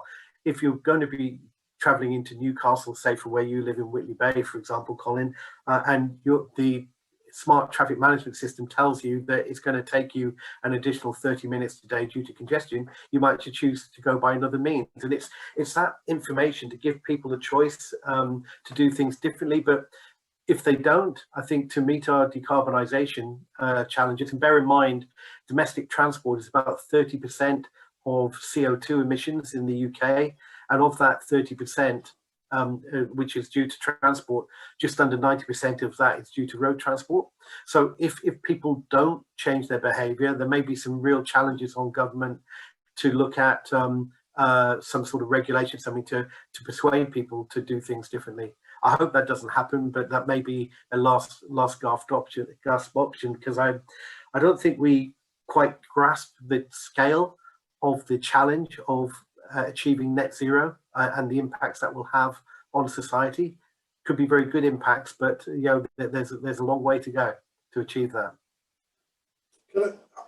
Alan, if you don't mind me asking this question, from a technical point of view, I know with the case with the vaccine, when we threw unlimited money and unlimited resource, we achieved something in a year, which would take 10 years. But I'm always reminding people that the car industry, most of it has to decommission 100 years of legacy. I know in Europe, that's 17 million engine capacity, etc. How big an undertaking is this for the car industry? And do you think it can actually achieve 2035? Yeah, I mean, it's big, Colin. It's a huge transition. But so long as it's a transition from making something to making something else, I think the car industry is up for it. You know, there's still going to be products to make and sell to customers. It's just that the powertrain is going to be different. So it's a fundamental change. You know, we make engines here, we cast cylinder heads here. you know, what we're going to be doing in the future is a big question, but we're working on that now, and you know, you can see that as a threat or you can see it as an opportunity.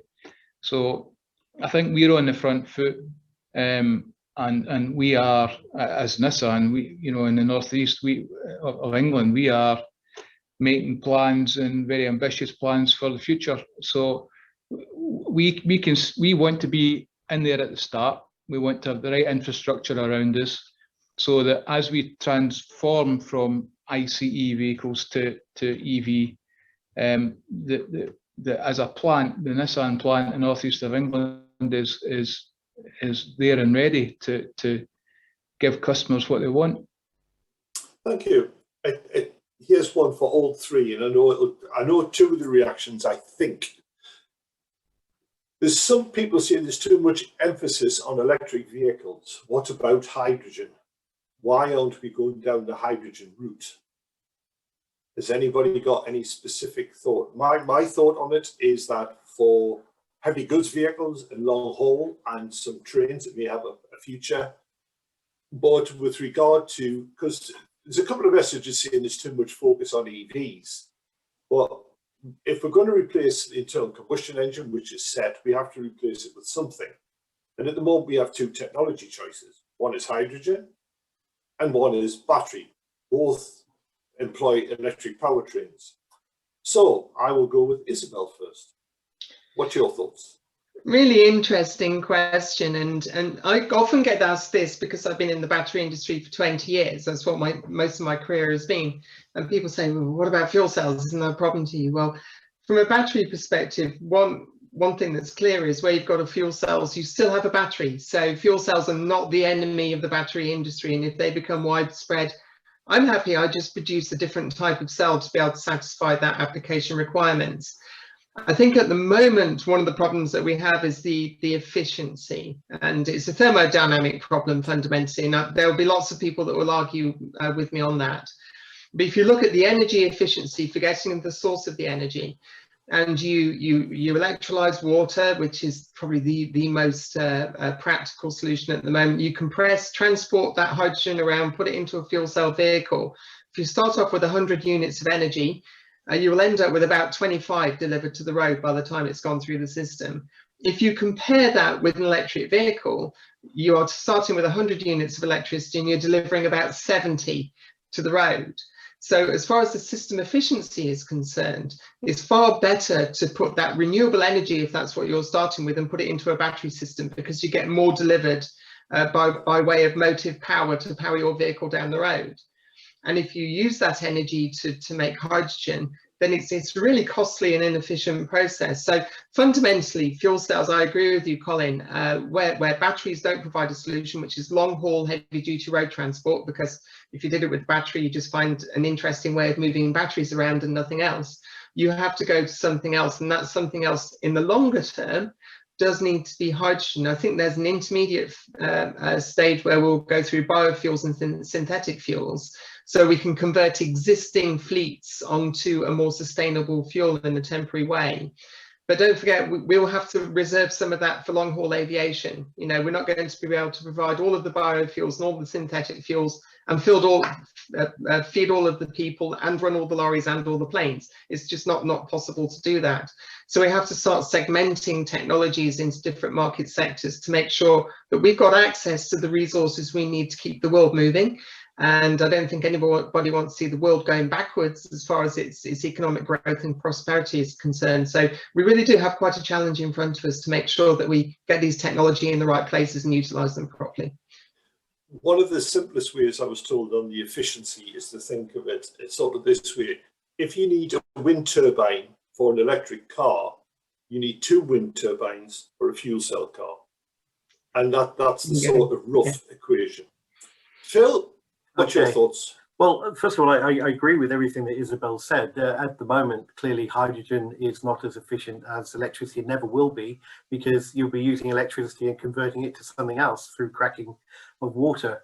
But from my point of view, there are a number of transport modes that would benefit from hydrogen, because I don't believe that putting 3 tons of batteries on a double-decker bus or an HGV makes any sense, because you're having to generate the power to move 3 tons of batteries before you're actually getting any use of that particular vehicle. That's also true with trains operating on non-electric lines. Maritime's already decided to go through hydrogen through the carrier of ammonia. And I was privileged to see the first flight of Zero Avia's 6-person hydrogen plane end of last year. So I think hydrogen will come, and I think one of the challenges is, you're right, it's inefficient and it's expensive at the moment, but that's because it's 12 years behind where we were with electromobility, when government first started giving signals that we're going to go down the electric vehicle route. So in 2009, I was working with Colin on EV projects with Nissan as well, and 1 kilowatt hour of EV storage on a lithium-ion battery in 2009 was about $1,500, and now, because of the certainty, industry has invested in that, innovated in that, it's down at $200. I think that will happen to some extent in the hydrogen industry for the modes of transport where it makes sense. I certainly don't see any need whatsoever to have hydrogen cars and vans. Battery electric is the absolute solution, and also for many other things that have a defined use case, like there's a lot of electric buses coming into the UK, a lot of electric buses being built in the UK, in fact. And if you know that they only need to travel 100 miles a day, then maybe a battery solution is good enough. If you need to do more, you've got geographically challenged with lots of hills, you're probably looking for another solution, such as hydrogen. So I think it's got a balance of the two. And that's been a challenge, because in the DFT, they want to electrify everything, even if it's not viable to electrify it. And I was a lone voice in there for a long time before momentum changed. And I think part of the change in momentum is other sectors need hydrogen as well. So it won't just be dedicated to the transport sector, where the economics won't stack up alone, but because other sectors will do it, I think it would be a big part of our energy generation and storage and use in the future. Alan, I remember, I think it was 2010 in Japan, I got a ride in an X-Trail, which was a fuel cell extra. It was about 18 made, I think, and they were in Japan, in America. And I was blown away by it, and I just thought, this is the future. But then the car industry, I believe, because of the efficiency and the cost of hydrogen, sort of drifted away. And another company, which I think you know well, beginning with T, Toyota, have hung in there with fuel cells, and they're the only ones, apart from Hyundai, who've really hung in there. Have you any thoughts on whether it'll come back again in the car industry, or do you think for passenger cars it is effectively gone? I'm no expert, Colin, on this, and I won't pretend to be. I agree with everything that's been said by Isabel and Phil. Nissan has kind of decided which way it's going. You know, it's decided from a passenger car vehicle point of view, it's EVs. There'll be all sorts of reasons for that: performance, commercial issues, R&D, etc., etc., etc. So other OEMs make their decision, and I guess there's space in the market for everybody. But certainly, when it comes to HGVs and passenger goods vehicles, I understand that from a technology point of view, hydrogen is attractive, probably more feasible and more practical than battery. And therefore, I think there's space for everyone. There's a question coming from Nigel Hoare, and what he says is, what a major problem is he sees is what performance means. The drive to get EV operational by 2030 is a typical time, cost, quality triangle using existing or improved batteries, and leaves a lot of unanswered questions. The answer is quite interesting, yes. And I gave a lecture to the business school recently on how policy is driving innovation instead of innovation driving policy. And I think we might be in a position here, and I actually referred to some of the students with the Betamax VHS, and I hadn't a clue what I was talking about. It was far too old. But it is possible that the legislation could actually drive the technology because of its readiness, which might not be the right technology.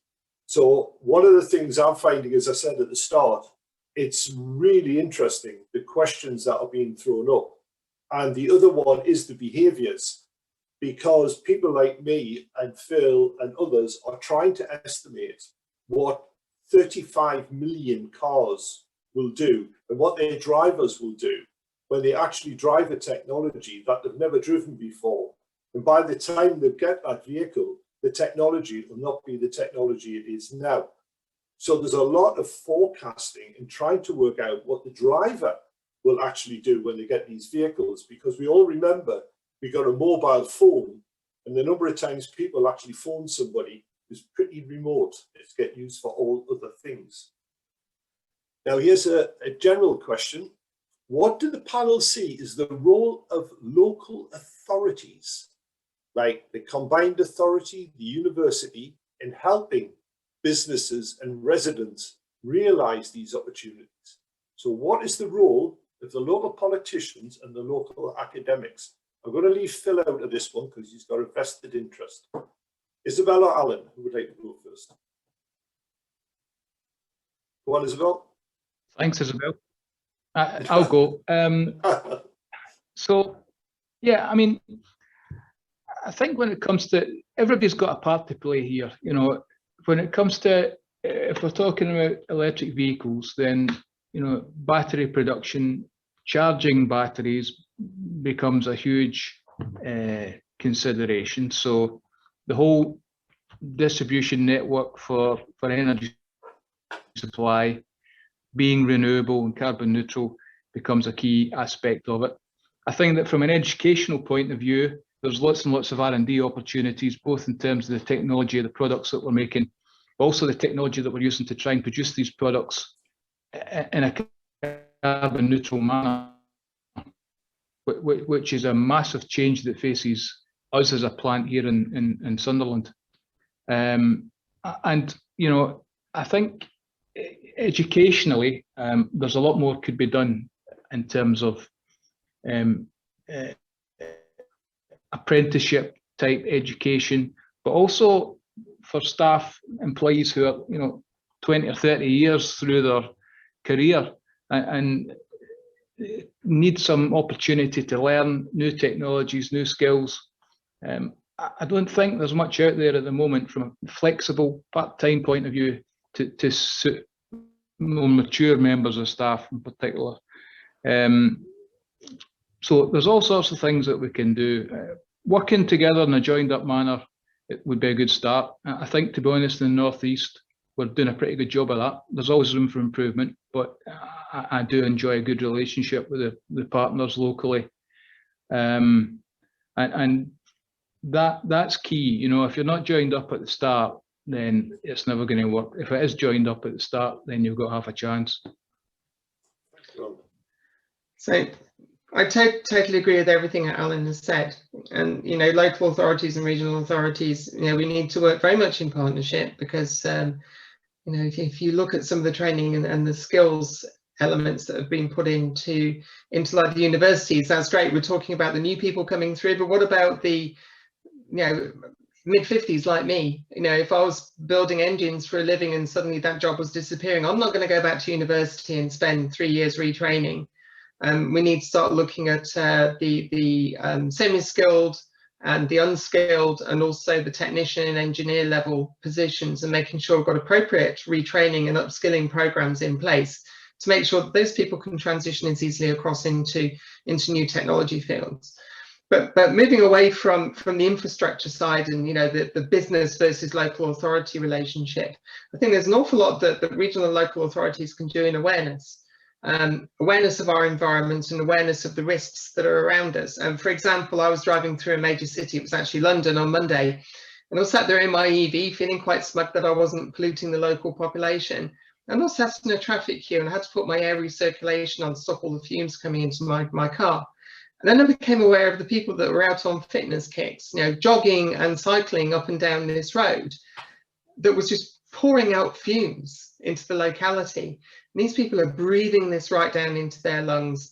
They're probably not aware of the damage that they're doing to themselves. So making sure that populations and regions and areas are aware of the environmental impact of their behaviours and also how that impacts on other people. And really, I think, you know, the coronavirus pandemic, as bad as it's been around the world, has really opened the eyes of quite a lot of people to the improvement in air quality that we've got. And certainly, if you look at some of the images from around the world, cities in India have seen the Himalayas for the first time in 40 years. Doesn't that send a really, really important signal to populations around the world that there is an improvement that can be had? And we've seen a little glimpse of that in the past. Shouldn't we, as societies, as government, local authorities, be really pursuing this as an effort to improve the standards of living and health of everybody in our country? Well, thank you so much for both of them. Just a little follow-up on what Alan said, that I'm part of a group and we are working on a national curriculum for these new technologies. But it has to allow somebody to start at level 2, which is at the basic level, and do a PhD as they want. My career was actually lifted by the fact I did go work at Nissan, because halfway through, when I reached the age that I realized young people like Alan were going to put me out of a job, I did a master's degree, which was part funded by Nissan. And then I went on to do a PhD, because it was the only way I was going to keep up with these young kids who kept coming in and making me look old. Those opportunities have sort of been taken away, where it was only the pure academic route, but now they are being addressed. Now, I have a really interesting one, probably to finish us off. Each of you, do you think self-driving vehicles will help or hinder the goal of net zero? There's a good one. I haven't had that one before at the conference. Who's going to be brave on that one? I want Phil to be brave on that one first. Go on, Phil. Okay. Self-driving cars. The argument from the car industry is it'll make them safer because you're taking the driver out of the driving action, and many accidents are attributed to the driver. The one advantage you could have with self-driving cars is you get them to drive as eco-friendly as they can be. Now, that's actually not going to be that important if they're electric, and I think most self-driving vehicles will be. But if it's a diesel or an IC, petrol or diesel vehicle, and it's in a self-driving mode, then it can be configured to drive as efficiently with as little emissions as possible. The other thing where you will get efficiency is these vehicles will talk to each other, and they'll also talk to the traffic management infrastructure. I don't know if people know that two of the only what we call cooperative intelligent transport system corridors where the traffic lights talk to the vehicles in the country exist in Newcastle, one on Chillingham Road and Benton Road, and one on a Gosforth corridor from Gosforth into the centre of Newcastle. And here the vehicles and the infrastructure talk to each other, and lights are held green for particular vehicles. And from an eco-friendly point of view, the lights are being held for a intercity buses that come from South Northumberland into Newcastle. The lights are held green for them, so they don't have to slow down and stop, because obviously if they stop, you then have to accelerate, start again, accelerate, and generate lots of fumes. So there is a role it could play. I think there's been much hype on automation. I think there are some obvious use cases for it, particularly for logistics, and we have a project with Nissan building a demonstrator there at the moment, funded by DCMS. But I think it's going to be an awful long time before all cars are automated, and then you have the challenge of having cars with different mixes of capability coexisting on the road. But it will come in time to some extent. I think, well, I mean, I'm going to talk about this from a personal perspective. Would I buy an autonomous vehicle? Well, if autonomous vehicles are available, I think you're probably more into a mobility sharing, mobility as a service scenario. I think that autonomous vehicles would start to reduce the demand from personal ownership, because you know they are going to be more expensive. There's more technology that's going to be packed into them. When I look at autonomous and all the entertainment systems that need to be built in to keep the passengers and the occupants busy, I look at hotel loads from an electric vehicle perspective, which makes me think larger battery systems, more expensive battery systems. I only see costs being added on. So I think it's less likely for a fully autonomous level 5 vehicle to be a private ownership proposition, I think it's probably going to be a shared service. And I actually quite like driving. I'm not sure I want to jump into a pod and have it whisk me off to somewhere else and me have no say in the matter at all. I may want to take an alternative route, go and see something different. Not efficient energy wise, but certainly matches a personal ambition of mine. So I'm not entirely sure that autonomous vehicles are going to be as widespread as has been proposed in the past.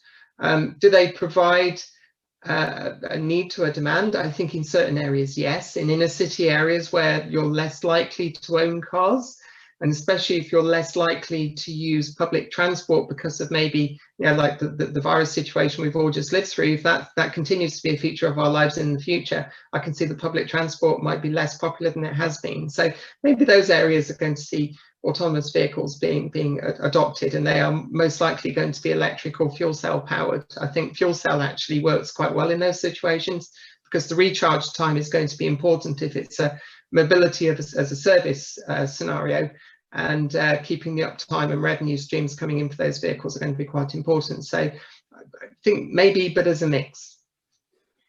At that point, Alan, you've been saved that one because it's exactly 3:30. Can I thank my three panelists? I hope we've answered as many of the questions as possible. I'm hoping we can actually have a transport summit in the region soon, where we can spend the day looking at infrastructure, the rural economy, alternative fuels, etc. But at the moment, I think we're all going to be whisked back to our main room, and there will be a 5-minute break. So again, Alan, Isabel, Phil, thank you very much, and we just wait until we're taken back.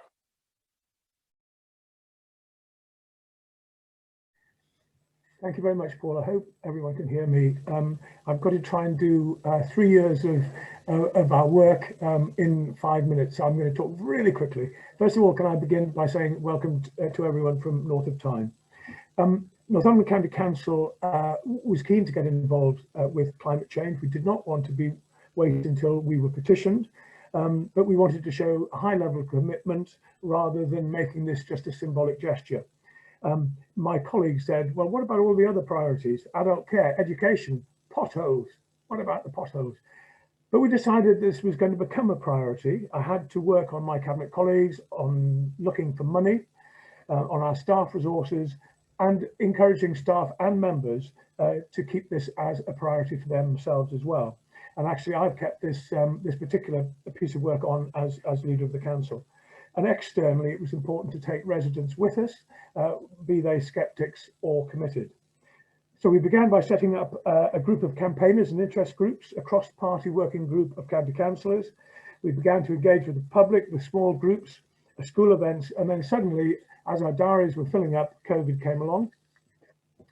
And just at the time when we were working on the final stages of our climate commitment action plan. Nevertheless, our meetings became virtual. We ran 2 interactive online consultation events involving lots of local people through parish and town councils, newsletters, and to make everyone feel involved in this right at the beginning of the process, really, we decided to roll out our free tree offer, which was around 15,000 trees with different species that we encouraged local residents to come and have one. And plant them up in their gardens, or even if they were in small houses to have a pot plant perhaps. And so successful was this that the 15,000 went in a few days. We had other councils asking us about how the scheme worked and so on. We've taken a number of very strong steps forward, decarbonising the council fleet. We now have nearly have 54 vehicles now, installing a further 12 EV points. We're looking to get started on 30 pavement charges in 7 towns across the county. Cycling and walking is very much more of a priority for us now, and we are looking to spend more on our pavements and footpaths. Feasibility study at a very advanced stage, looking at heat from flooded mines in Blythe and Cramlington, and starting to look at the feasibility of this in 5 other towns. and energy efficiency improvements we've been helping with in 300 homes, which we hope to complete by the autumn.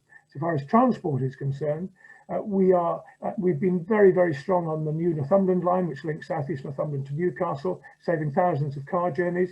And that's a multi-million-pound scheme helped by the government and by North of Tyne Combined Authority. We're working at the moment on the bus services improvement plan, and our county council are going to commit over £200,000 into this study for the local councils to see how we can bid for new money, working with bus companies to get us more electric buses, better dial-a-ride systems, and hopefully, fingers crossed, better rural services for us in the county. I have to say I'm incredibly disappointed at the moment by the East Coast mainline train consultation, which looks to increase the speed of some trains but decrease the amount of stations used. And that's got to be bad news, and we will strongly lobby against that, because that's the wrong thing to do at the wrong time, we feel. And then finally, challenges for a rural county. Well, mainly because local people in rural areas need to rely on cars still. Inefficient housing in many of the sort of small cold farmers, farm cottages and so on makes it more difficult. We know that there is a reluctance nationally for people to put much of their own money into new systems that would pay for low carbon heating. So there's a big bridge to get over there. And of course, heavy dependence on agriculture. We need to work with farmers rather than against them. And finally, we do have great opportunities as well, though. We have a vast spread of grassland, wetlands, peat and forestry. We need to work, and we are working, but even more closely with DEFRA and landowners as we go through changes to farm support. And of course, the Great Northumberland Forest, very much a local and a national incentive to grow 1 million trees across 500 hectares by 2024-25. And I must finish by saying none of this would have been possible without a small but brilliant team helping. Thank you. Thank you very much, Councillor Sanders. That's great to hear what's been happening already and what we're kind of working with as a context in this next session. Now, I've got a quick bit of housekeeping before we kind of introduce our main kind of panelists for this workshop. If possible, could you please keep your microphones and cameras off for the best, so it's kind of more effective for everybody involved in this. We are recording this for the purpose of preparing a post-event report. And we've got about 40 minutes now for kind of questions and answers from the panelists. If you'd like to tweet during the event, there's a hashtag NTCA Green Economy, so we can get the message out to people that unfortunately weren't able to come today. Now, it's my great pleasure to introduce the panelists. The first panelist is Harriet Lamb, who's Chief Executive Officer of Ashton. Ashton supports inspiring solutions to climate change in UK cities, schools and around the world. Prior to joining Ashton, Harriet led International Alert, who are building peace in over 20 countries. Previously, she worked to build fair trade, both in the UK and globally, and was CEO of Fair Trade International in Germany and Fair Trade Foundation in the UK. We've also got with us Professor Mark Shucksmith, Professor of Planning at Newcastle University. Mark's a rural sociologist. His research interests span poverty and social exclusion in rural areas, rural development, agricultural policy and affordable housing. He's also a trustee of Action for Communities in Rural England and of the Carnegie UK Trust in the UK. And previously was Commissioner of the Commission for Rural Communities and the Chair of the Committee of Inquiry into Crofting, whose recommendations led to Crofting Reform and the Crofting Reform Act 2010. Finally, on our panelist is Heidi Mottram, who hopefully will be able to join us if she isn't already. Apologies if I can't see you on my screen, Heidi. Heidi is the Chief Executive Officer of Northumbrian Water Group, and under Heidi's leadership, Northumbrian Water Group was awarded the Queen's Award for Enterprise in the category of Sustainable Development in 2014, and has been the only water company on the world's most ethical companies list for 9 years. And Northumbrian Water Group has twice been named UK Utility Company of the Year, and the company was also named Water Company of the Year in 2018. Northumbrian Water locally owns and operates Cllr Water and is part of the Cllr Water and Forest Park Development Trust. So thank you very much to all our panelists. Now, if you have questions, we've had some, like the main panel, we have some questions pre-supplied to us, But if you've got some questions as well, please put them in the chat and we'll pick those up and they'll get fed through to us on there. But first, I'd just like to start with a couple of comments from the panelists about what they kind of think about this topic, the role of rural in the green economy and the future for natural capital. So Mark, would it be possible to start with you just with a couple of comments?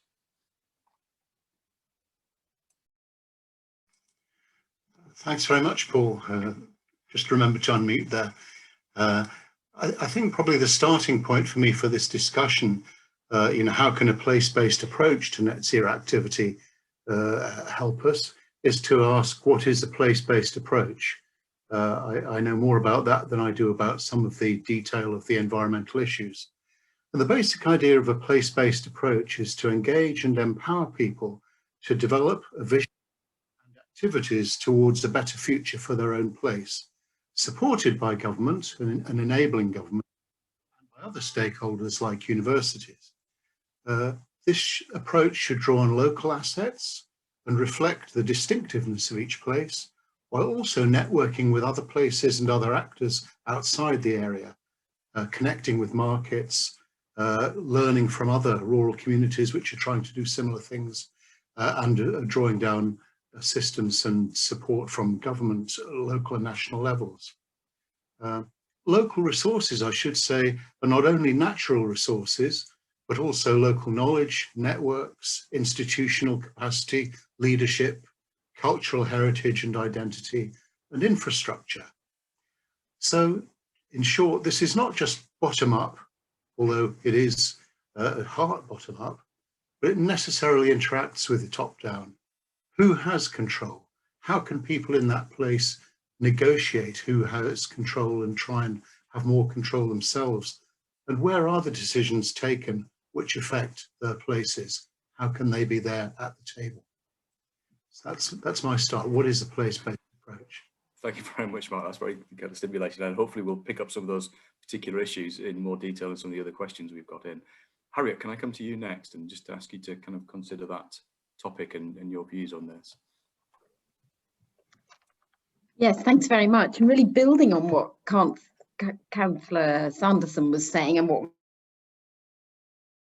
Mark was saying, I think it's really helpful to look at the fact that an estimated half of all the emission cuts we now need to make rely on people and businesses rising to those challenges and taking up the low carbon solutions.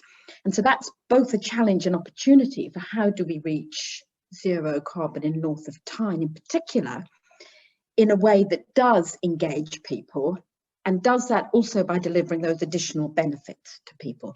So if you look at, for example, transport that Councillor Sanderson was mentioning, only 13% of journeys in Northumberland are on foot or bike. And yet if we could encourage more people to walk or cycle, that would obviously deliver healthier lifestyles and could actually help stimulate that whole idea of the 15-minute neighbourhood that was being mentioned in the opening addresses. Or of course, if we can make our homes warmer and cosier with lower fuel bills, that delivers for the climate, but it of course also delivers benefits for all of us. And it's the same if you look at energy and community energy or land use. We need across all these different sectors to think, how do we best engage people at the community level, as Mark was saying, and that obviously depends on having the national frameworks and resources that then delegate authorities and resources to the local authorities, including the combined authorities, but who are then again ready to delegate and really engage with local communities. And I think that's particularly important in rural areas where there's so much more diversity across communities. And how two sort of key themes that come out of that are, how can we look at engaging with our schools as key centres of communities and in helping to build those skills we need for the future? And how do we really look at getting those jobs and skills and livelihoods for people in the rural areas that will be absolutely critical to building a zero carbon economy? And it's quite interesting, if you ask in a recent public opinion survey, when people were asked what do they associate with a zero carbon sort of future with, only 7% saw the potential for jobs in it. And I think we've really got to overcome that and make sure that as we both tackle climate change, but also making sure that people have jobs and the skills that we need for the future. Brilliant, thanks very much, Harriet. And Heidi, that kind of leads nicely onto your place in this as a kind of employer, a big employer, and very much place-based. What kind of your views on that, place-based and its links to other aspects of the green economy? Thanks very much for that, Paul. So, well, I guess if you think about it, water companies and Northumbrian Water would be no exception to this. We are the ultimate place-based organisations because we typically operate around catchments, and clearly the nature of the supply of water means that populations and communities have typically grown up around those water supplies. So we do fit really neatly with whole, if you like, whole economies, whole populations, and that works really, really well for us. And the way that we try to think about it as we operate is exactly in that way. So what's in the catchment? Who are we interacting with? How can we work together in partnership? So, for example, if we work with landowners to think about how they might be impacting what they're putting on the land, that will ultimately have an impact on raw water quality, and that's the water that then we have to treat. And if we can keep it in a clean state before it gets to us, then that means we need to use less energy to treat it when it gets to water treatment plants. So for many, many years, and certainly in the last decades, there's been a huge amount of activity in really understanding catchment management for the purposes of keeping water in a good state. And then when, of course, we've used it and we want to return it to the environment and our drainage system, exactly the same. And you know what we've all noticed in recent years is the acceleration of flooding with seasonal heavy rain. So again, working sometimes with the same people, sometimes with different people. We need to slow the flow, basically. We need to attenuate, that's its posh name, sorry about my dog barking in the background, attenuate the flow and make sure that we can manage it and keep it from people's homes. So I think we have a lot of expertise and a lot of good examples, and I'm happy to talk about those if people have got questions, but really thinking about place, about catchment, and about the interactions within that system. Perfect. Thank you very much, Heidi. The other issue with place is obviously places differ, and not all places have the same kind of natural resources, human capital and other resources. How do we kind of ensure that all places are kind of included in this green economy and we don't leave places behind? And Heidi, can we come back to you on that one in the first instance? I think that's a really, really good question. And I think probably at the heart of a lot of that is, I think, two things: accessibility and skills.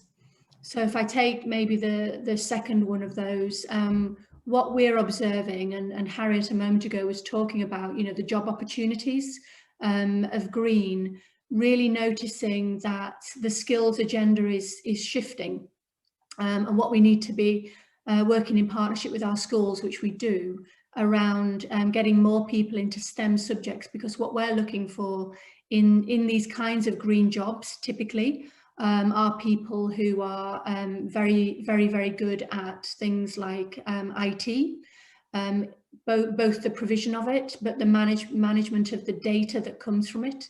Very interested in data scientists now. The actual creation of all that networks means we have to keep it secure, so we're interested in cyber security. And so all of those skills are great, but of course these are also, and I think people sometimes might feel a bit intimidated by this, but I'll give you a really good example of how we can sometimes grow those skills on the job, so to speak. So one of the things that Northumbrian Water is particularly proud of is that we are the only region of the country that converts 100% of its sewage into power, into biomethane, or power from poo as we call it. And those skills have really only developed in the last 10 years, and we've had people who were working in sewage treatment works thinking that they were doing something completely different, now working to generate that biomethane and to operate it in such a way that we can inject it into the gas grid. So many of you probably don't realise, but you are burning our gas as well. It's the ultimate circular economy. If you give us your dinner and then, shall we say politely, you give us it back, we convert it to power, and maybe a few days later you'll be cooking your dinner on it again. It's just amazing. But we've got guys who came in on a relatively low skill level, and together in partnership we've upskilled them, and they can confidently talk to you about the Wobby index or the calorific value of their biomethane on any day of the week. So you know, it's not only for what we need to bring through schools, but also people who are currently in the economy. We can make those transitions. And then the other point, you know, I think, and Councillor Sanderson was touching on this before, is just how important it is that people have access to those jobs. But they probably take place in different places now. You know, solar, wind power. Many of these things are taking place more in the rural situations. So you know, the jobs can potentially be on people's doorsteps. But accessibility, and particularly with green transport, is key too. Brilliant. I think that's right. The skills agenda is critical to this green economy and the shift to the transition to net zero. And Harriet, I know this is something that you're keen to kind of promote and ensure is taken account of. Yeah, I think because at the moment there's actually a massive gap between the UK's current capacity to, for example, improve or retrofit our homes and install heat pumps, and the sheer volume of work that we're going to need to do. And we simply don't have the people trained up to deliver it all, including in rural areas, because these are jobs that absolutely have to be really dispersed throughout rural areas as well as in urban areas. And yet we just don't have them, which is actually part of the reason why the Green Homes grant that we were discussing earlier with the Minister collapsed. Because just to give you a few statistics, there are currently just 500 retrofit coordinators in the whole country. That's less than 2% of the number we need, because the retrofit coordinator is the kind of linchpin to helping you get your home improved. If we look at heat pumps, we've got 96,000 people who could install your traditional gas boiler, and we've only got 950 who can install heat pumps. So there's this massive gap opening up, which on the other hand is an opportunity, because there are jobs there for people, either to retrain, as you actually correctly said, Paul, either to retrain from industries that are closing down or to come into them newly. And that's where it's so important also the colleges, including in the region, rise up to that challenge. And currently at a national level, only 10 out of our 192 further education colleges offer courses on renewable energy. That's really a missing opportunity to help train our young people to have the skills of the future, which as Heidi said, is absolutely not just about becoming an installer of solar panels. There are so many really exciting and often IT-driven jobs of the future that we need to make sure people get those opportunities, as well as the softer skills, those skills about how are young people going to come out and create the societies and the economies of the future, how to mobilize communities, going back to what we were talking about being place-based, those ideas of how do you organize in your community to help think about what can we do locally to, you know, how are we going to join in with, for example, the Great Northumberland gear change? What are we going to do? And those sort of softer skills that you need as well. So I think we actually need a skills revolution, and that is potentially an opportunity. Brilliant. And I think what that highlights as well, and it's been mentioned a couple of times by, you know, Councillor Sanderson, by other panelists and things about this need for cooperation and partnership working and collaboration. Mark, is there something in kind of previous examples of rural development that would help us kind of overcome these issues of, and you mentioned kind of top down versus bottom up and shared approaches to this. Is there something we can learn from previous iterations of rural development that will help us in this green economy trend? Absolutely. And I wonder if it would help maybe if I gave an example of a real approach, an example of the place-based approach to this, and then tried to sort of draw these issues of fairness out from that. And a couple of years ago, in fact, the last annual meeting of ACRE that there was before we all got locked down, we had a presentation from a village in Cheshire called Ashton Hayes. And Ashton Hayes Going Carbon Neutral project is an absolutely wonderful webpage. I recommend it to everybody. In Ashton Hayes in November 2005, the panel adopted a proposal to try to become carbon neutral. So that's quite a long while ahead of the game. 400 adults, that's 75% of the village's population, attended the launch in the primary school. So I know Harriet will be pleased about that. And I'm sure that there was a lot of pressure from the children for people to go along and be part of it. There was support from local businesses, from the council, and from Chester University, who is helping every year with surveys and so on and so forth. The emissions have been cut by 40% since 2006, largely through behavioural changes. Some people cut their energy bills by more than 50% through insulation and improved energy use. But it wasn't only that. They applied for and got a grant from DEC's Low Carbon Community Challenges and used that to build a low carbon sports pavilion with solar PV and also worked on low carbon school classrooms to reduce the carbon emissions in relation to the school. By 2012, they'd set up a community energy CIC to build renewable energy capacity to produce green energy and to generate profits for other community initiatives. They bought a sports field and made that into a community resource. It gave them the confidence to do all sorts of other things. So when the village shop was about to close, the community bought it with some of the money they'd been raising in this way. And it's now a community-owned shop and a sports field with a low-carbon pavilion. They're talking about buying the pub to save that, and they're working towards a neighbourhood plan. Now, I think it's really helpful to be able to see an example. You can imagine what people in place can do through their own efforts.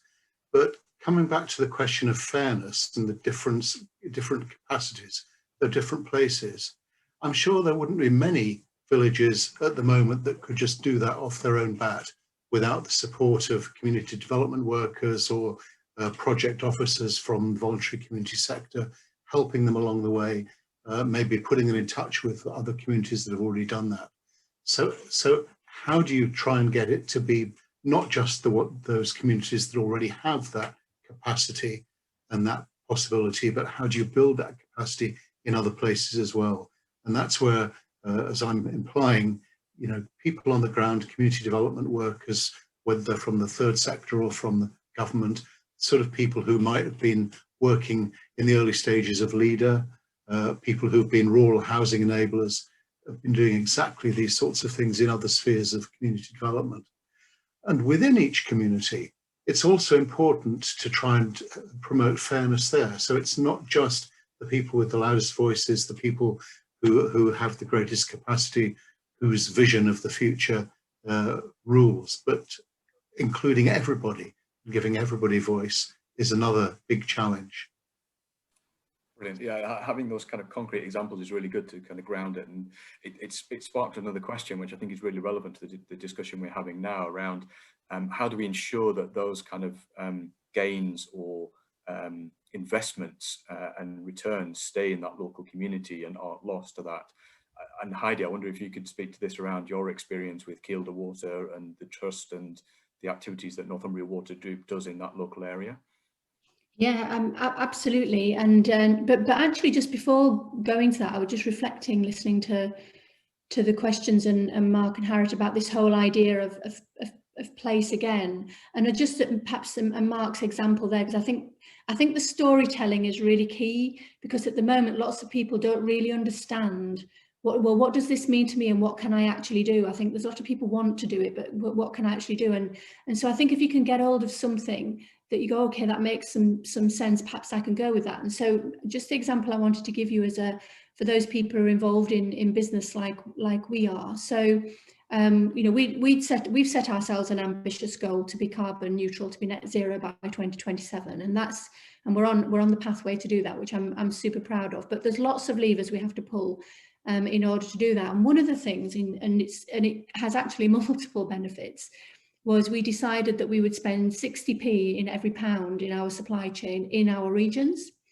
And of course, that has by default a green element to it, because the transport of whatever those goods or activities are becomes much closer to us. And we, you know, that has been a substantial benefit to the way that we're delivering things. I just wanted to throw that out for many businesses, just setting yourself that target, and we just do it by measuring the postcodes of the businesses that we're buying from. So it's not a difficult thing to look at, and we've tracked it, and actually I was in a meeting this week and we've actually done it, so I'm so pleased with that, and so we'll carry on, we won't stop at 60p. But so that's perhaps just to say, just wanted to give that as a good target for many people. Even on a personal level, you can do that about the way that you spend your own money, to be perfectly honest. But coming back to the point that you asked me about Cllr, so Cllr Reservoir is, I guess, you know, a key area of activity for us, but we formed a partnership about 12 years ago now with the Forestry Commission, with the local authority, with Calvert Trust, with the National Park, and we've together we set ourselves goals around trying to grow more jobs, but also to try to do that in a sustainable way. And what's been amazing is just how the multiplier effect of that works, that somebody who has an idea goes, oh, you know, maybe we can add something to that, and, you know, it becomes something else. And that's probably, for example, I mean, one of the good examples, it's been a great one for bringing the visitor tourists to the area, which is the Dark Sky National Park. That was a very little idea that the observatory had, but the local authority and the national park said, I think we can do something with this, and perhaps we could go to more communities and engage more people. And, you know, as Mark said, people were really interested in this. How can I make my property less light polluting? And then all of a sudden we had the biggest dark sky national park in Europe, and everybody was able to get around that. So I think that whole kind of partnership idea is how somebody who might be doing something anyway, people can then go, well, what if you did this and we could add that?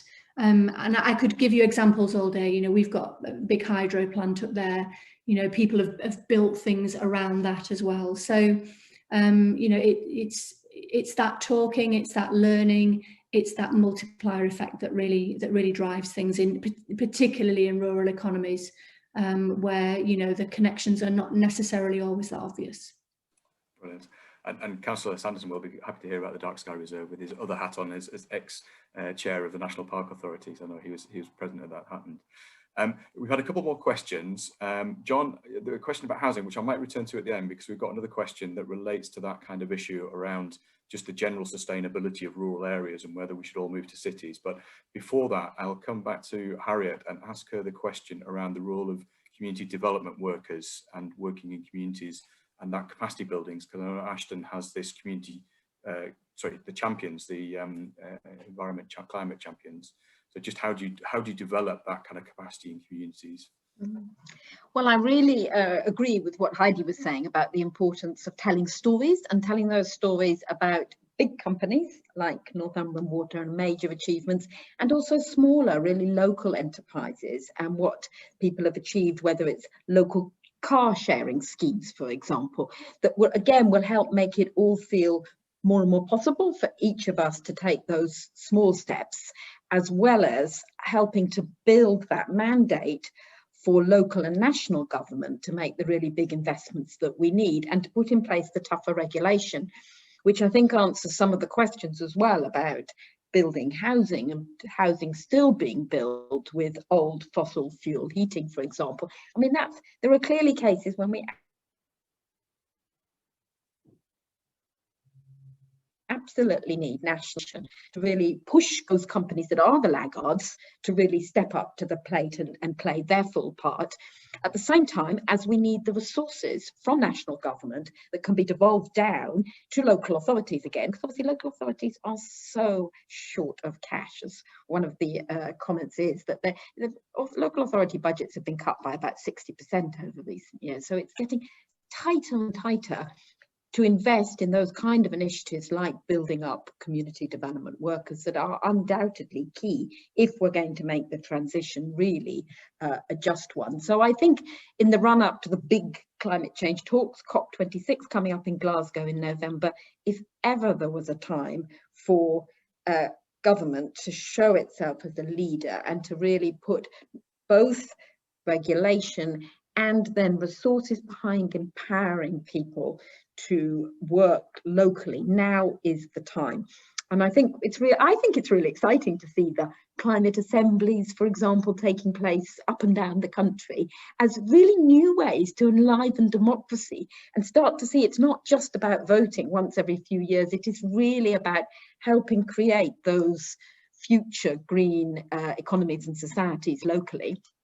And just to mention one other point that's been running in the chat is, of course, about local authorities themselves using procurement and social value within procurement to help drive this agenda, as being about both looking for the decisions in procurement that are right for the climate and right for the local economy. And I think it's really interesting. There's actually a blog on our website from Durham Council about how, by starting to track where were the jobs going, they've managed to see how could they build up ensuring that more and more of the jobs from their different contracts are going locally and helping to sort of really retain that. Brilliant. And yeah, I think building on that, and one of the outcomes from this session and the wider summit is to come up with recommendations for both north of Tyne, but as we've heard, I mean, this happens at multiple levels, so we have to ask of government and national government, regional government to get involved in this. Mark, you put something in the post there about the Shared Prosperity Fund. If you had a kind of a magic wand and you could determine what was in the Shared Prosperity Fund or the success of the leader, you know, what kind of things should we be asking for from the region, from the national government to help with these kind of problems and issues? Well, the temptation from the Treasury is always to, you know, put money like that into capital grants. It's easier to spend and easier to watch what happens. Whereas I think, you know, there's a real case which is emerging here today and has emerged from much research and practice over the years, that having people creating capacity, but working with communities and other social actors to help them to do things, to help them imagine things that they may not have been able to imagine, to learn from other similar communities and other actors, can have a huge payoff, as well as having a big democratic payoff in terms of people making people feel that they actually have a voice and some power. So much of the levelling up agenda, it seems to me, has to be about not only making a difference to outcomes in terms of jobs and growth and social infrastructure and services, but also has to make people feel that their voice is listened to and that they have some actual say in things that go on. So, you know, I would be looking for a fair portion of that money to be available to promote community development workers and other people working on the ground towards these sorts of purposes. And often they could be fulfilling a multiplicity of roles.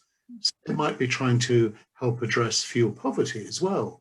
They might be trying to pull in the people who can do benefit checks to relieve rural poverty, at the same time as they're trying to find out where the energy is and the ideas and create things so that there can be local solutions to some of these things, like the warm hubs in Northumberland that try and address social isolation and are another possible place for these sorts of initiatives to come in. Just one other point. When I was talking about Ashton Hayes, I mentioned that they had been able to make money out of the energy schemes, which was then invested in other things for the community.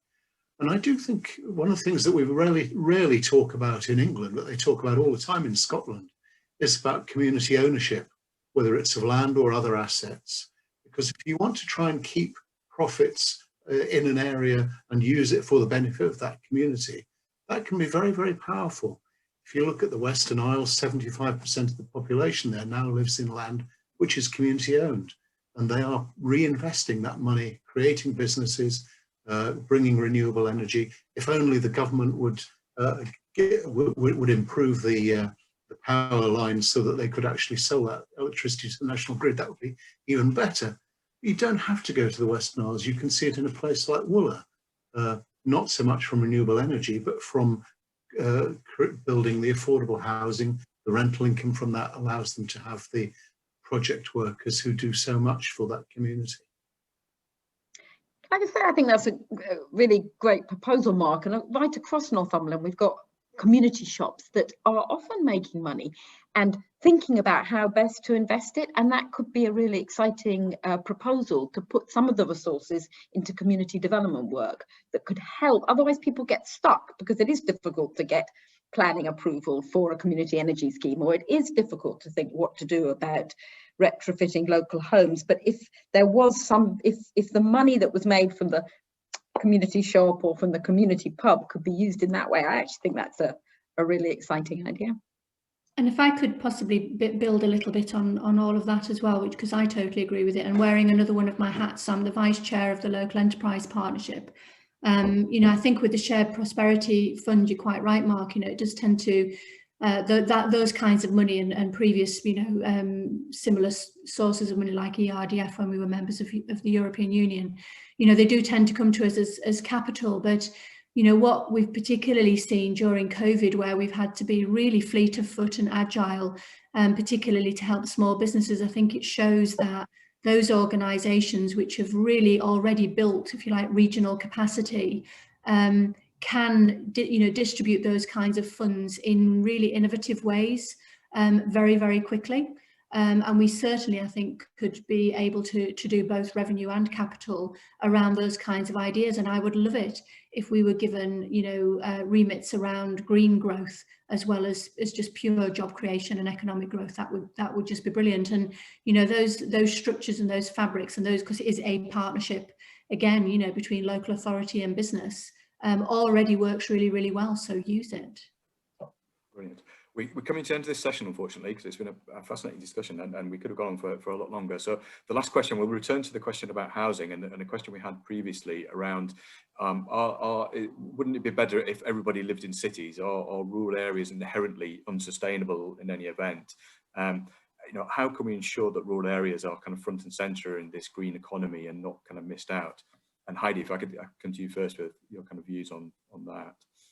Gosh, a really, really interesting question, isn't it? And you know, but and we probably go back in many ways to that idea of catchment management and the value of what people are doing in those catchments, ultimately often to the benefit of their urban neighbours.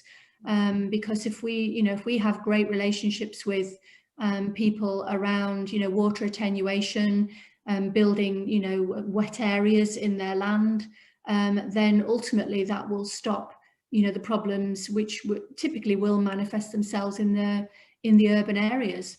So I think that, you know, we should sometimes think of rural areas and their whole vibrancy as part of the, if you like, the support system and the wider body, and not just something, you know, that isn't adding value, which I guess was inherent in your question there. So I think to us they're a contributory part of the ecosystem, not something separate.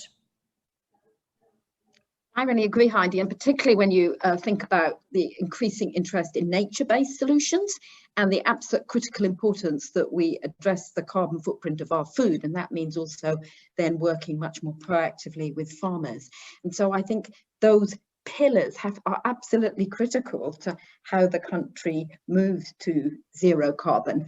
And I'd also like to just very briefly mention that the key role of schools in helping that shift happen, because schools are throughout the country, whether they're in the most dense inner city areas through to the most dispersed rural areas. You've got schools as centres of communities where we can really help build, not only immediately help build towards a zero carbon economy, but also help build the future generation having the knowledge and skills that we need to get there. And just a brief plug for the campaign we're running called Let's Go Zero 2030, which is supported by the North of Tyne Authority, and which I hope people will have a look at and see if you can get your local schools to sign up.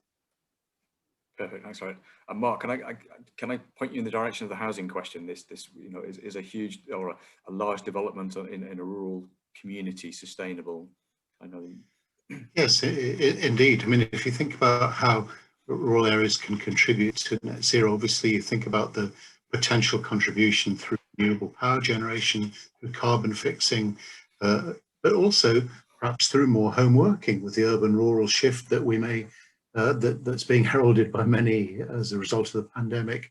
Maybe being able to work from home digitally is itself going to reduce carbon emissions a lot by reducing commutes and that sort of thing.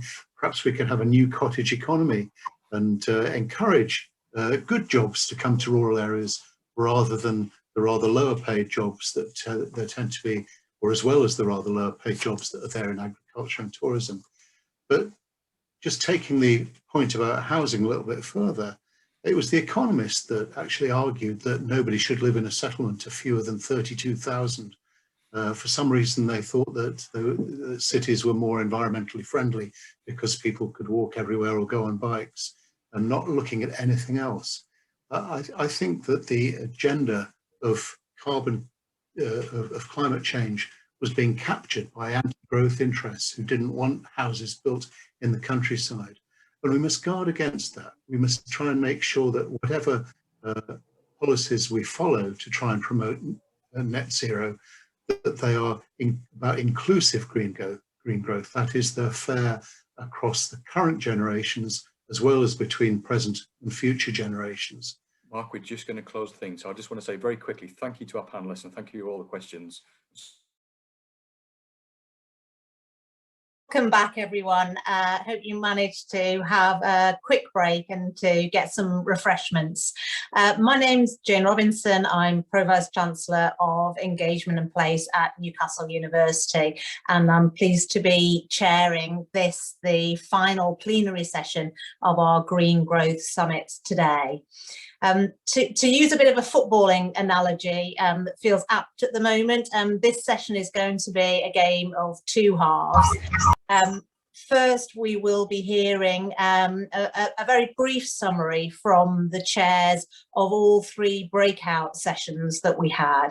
And then we'll move on to our final panel discussion, which will focus on inclusive transition and the circular economy. And we've got a really good panel of speakers with very different perspectives to bring to that. Some brief housekeeping points just to ask if participants can keep their videos and microphones off, but you can, and please do post questions and comments in the chat. We will pick that up. And these sessions are all being recorded, so they will be available online after today's summit. And if you are involved in tweeting, please use the hashtag NTCA Green Economy. I think that'll be put in the chat as well.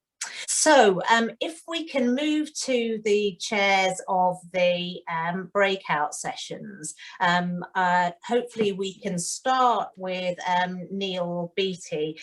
Neil is Professor of Energy and Innovation at Northumbria University, and very grateful to Neil, who was chairing the Clean Energy and Offshore group. So Neil, any reflections you'd like to share? Yeah, absolutely. Thank you very much, Jane. Thanks for the introduction. Although I'm not sure if I'm too happy about the football analogy given last night's result for Scotland. But anyway, moving on quickly. Our session, you know, I think really good session and good discussion. Grateful to all the panelists for their input. I think there was sort of four things I pulled out from that. If I can just briefly go through those with you now. A big theme that came up was skills. And you know, what skills are going to be required, you know, both sort of to deliver net zero carbon, and also you know, what's going to be required in the region. And I think there was, you know, we recognise there's a bit of uncertainty around that. We recognise that you know, depending on what projections you take for the growth in this area, and I think we recognise that specialisms will be important. So, you know, Newcastle College has got specialist provision in offshore wind and other areas as well. Core skills as well, core STEM skills, so science, technology, engineering, mathematics, provided by the region's universities. Reaching different age groups. Northumbria University STEM is a big organisation that deals a lot with school pupils in the region and has had nearly 95,000 interactions with them over the last 7 years. But also at the other end of the spectrum, you know, how do you engage people that might need to retrain and you know, to contribute to the clean growth? And then of course, you know, this idea of green jobs being a bit different from green skills came up, and I think that was something that we were just starting to sort of touch on, and maybe need to do a little bit more work to get to the bottom of that, but it is an interesting distinction at this stage. The other area is technologies. So lots of interesting areas in the region, you know, things going on. Hydrogen, offshore wind is obviously a flagship, but, you know, obviously building on what Anne-Marie Trevelyan was saying, you know, the scale up and the government's ambition is huge there. It's a big challenge. So there's also, you know, grid infrastructure questions there associated with that challenge. You know, but the region is well placed, I think, to help with that, you know, with that engineering, that rich engineering background. Really good question on the next area on buildings from a member of our audience. So how do we adapt existing buildings to make them greener? How do we construct buildings, new buildings, as well in a more sustainable way? And we talked about also the intersection of sustainability with carbon dioxide emissions as well there, and that being a rich area for research actually. And of course research has to accelerate. I'm very conscious of that. To deliver on the timescale of zero carbon emissions, research has to happen quickly, and we have to achieve impact from our research, so we've got a responsibility to do that. And then the last one was on collaboration. It's, you know, somewhat related to skills, but, you know, so important that you know, the north of Tyne region, well, first of all, we recognise that, you know, in other areas in the north of England as well, there's a lot going on, and, you know, that's a good opportunity for collaboration and working together rather than in silos. And of course, also other parts of the UK as well, looking, for example, at what's going on in Scotland as well. So, you know, yes, we've got this northeast focus. We've got a lot going on, a lot to be proud of, but we must collaborate, you know, nationally as well. Thank you. Thanks very much, Neil. Some very clear themes coming out from that, and I suspect themes that may come through from the other breakout rooms as well. Can I turn now to Colin? Colin is Managing Director of Zero Carbon Futures and a visiting professor at Newcastle University. Colin, you were chairing the session on future mobility. One of the things, and I opened it by saying that this is the biggest challenge in 100 years in automotive, and I've been in automotive nearly 50 years. And the transition away from the internal combustion engine affects everything from people's behaviours to the infrastructure to the grid, etc. But one of the things that if we're going to grow the northeast economy, because of where we are, we need a port, we need an airport, we need a mainline rail connections. We can't do this without transport, but we can't grow our economy and our transport and grow emissions at the same time. So it's a challenge that we have to grow the economy, accepting we need transport, but reduce the emissions. Fortunately, on my panel, I had the recent chief scientific advisor at the government, so we were able to discuss policy. I've got the man that runs the biggest car plant in the country, so we're able to talk about cars. And I had the lady who's going to be part of the biggest battery plant in the country. So we were able to talk about battery and other technologies. But one of the questions we put to them, leaving Phil out on this one, was what can universities and what can local authorities do to help this and help industry? And the word that came back from Nissan was connectivity. Connectivity of the skills, connectivity of the R&D, connectivity of the policy. So it's all connected. And one of the comments was also to provide for those people who have reached mid-30s, mid-40s, and they want to reskill, they want to move on. And I said at my age, I mean, I got my master's in my 40s and PhD at 50. There wasn't opportunities to do that, and they mentioned that. What we also said was there are unknowns. So it looks like private transport will be electric vehicles, but for trains and ships and HGVs and long distance coaches, we actually don't know. And when we got targets of 2030 and 2035 coming up, that did raise the challenge of, is policy driving innovation, and could it drive innovation in the wrong direction? So we're delivering something to meet the target, which might not be the right innovation, for what we want to do long term. So that was the general consensus of where we're going. And there was another question, which was a really good one, was how do we nudge people into this new technology? And I asked Phil the question, does the population of this country actually realize the internal combustion engine will not be made after 2035? Because some of the questions were, how will you persuade me to get an EV? But the question, as the point was made by Isabel, is it's not an option. There will be no internal combustion engines. So we collectively have got this massive opportunity to solve that problem. Thanks, Colin. I mean, I think some sort of fascinating insights there, and you know, the point that you make around behavioural change and how important that is going to be, and that sort of understanding of the way in which we all live our everyday lives is going to have to change. Can I finally turn to Paul Cowie, who leads the the National Innovation Centre for Rural Enterprise, based at Newcastle University. Paul, we often sort of think about the urban dimensions, but it's really important in this debate to take account of the rural and natural assets that we have as a region. What came out of your discussion?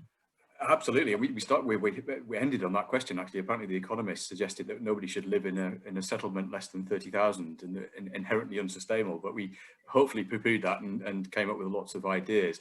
Very similar to the other groups, actually. Skills was a huge one. So at all levels, in schools, in FE, HE, and lifelong learning, but not necessarily in STEM, definitely, because we heard from various people the need for it across the board, but also other types of skills, so community development skills, having that social infrastructure in communities to be able to take forward some of these projects that are needed for the green economy, engaging in the kind of activities that switch to a transition to net zero. So how do you build that social infrastructure in rural communities that initiate the plans, the planning, the skills, that have those skills to be able to engage with these debates, as we've heard from Colin, they kind of understand what's needed for that transition to net zero. So I think skills is a huge part of it, not just kind of technical skills, but also social and capacity building skills. The other one we talked about similarly was around partnerships, the need for partnership working. Lots of communities will have certain levels of resources that are ideal, but will need to access resources from others, from the north of Tyne, for example, regional resources, national resources, to help them achieve those kind of things. And that might be technical skills around technological solutions, but also planning skills. We might need to change the planning system in certain circumstances to determine these kind of changes. And the other one is this flexibility of approach to how these things are supported. Obviously, we're in a point of transition. We're coming up with the new Sustainable Development Fund, or the new funding regimes that will help support this. But that needs to be flexible to be able to be adaptable to different communities. Each community will have a unique set of problems, of issues and solutions to those. And that might be around circular economy, making sure that we retain those resources within those communities, that don't leak out into beyond that and it's lost to that community, but also bringing those resources externally in and having the control, the locus of control to a certain degree within that community, so they can take ownership of it and actually, you know, take it forward themselves across there. So very similar to what the other two groups sound like they've been discussing. So I think there's a lot of similarities which apply in rural areas just as much as urban areas or anywhere else, really, I think. Thank you, Paul, and thank you to all of you for chairing those sessions, and for the participants, what sounds like been some really interesting and stimulating debates. And I think, you know, the sense that there are some real recurring themes around this move to building on the opportunities of a green economy. And I think if I was to sort of pick out 3 C's that I heard, one was around connectivity, how we can join things up. The other was around collaboration, that we are only going to achieve these changes if we work collaboratively together. And I think finally, Paul, particularly from your comments, the importance of community and engaging communities. And I hope that kind of gives us a nice segue into our final panel discussion, which is really about how we work with communities and aim to try and achieve inclusive transition and build on this concept of a circular economy as well. So it's my pleasure to be able to introduce Mayor Norma Redfern. So Norma, are you on the line?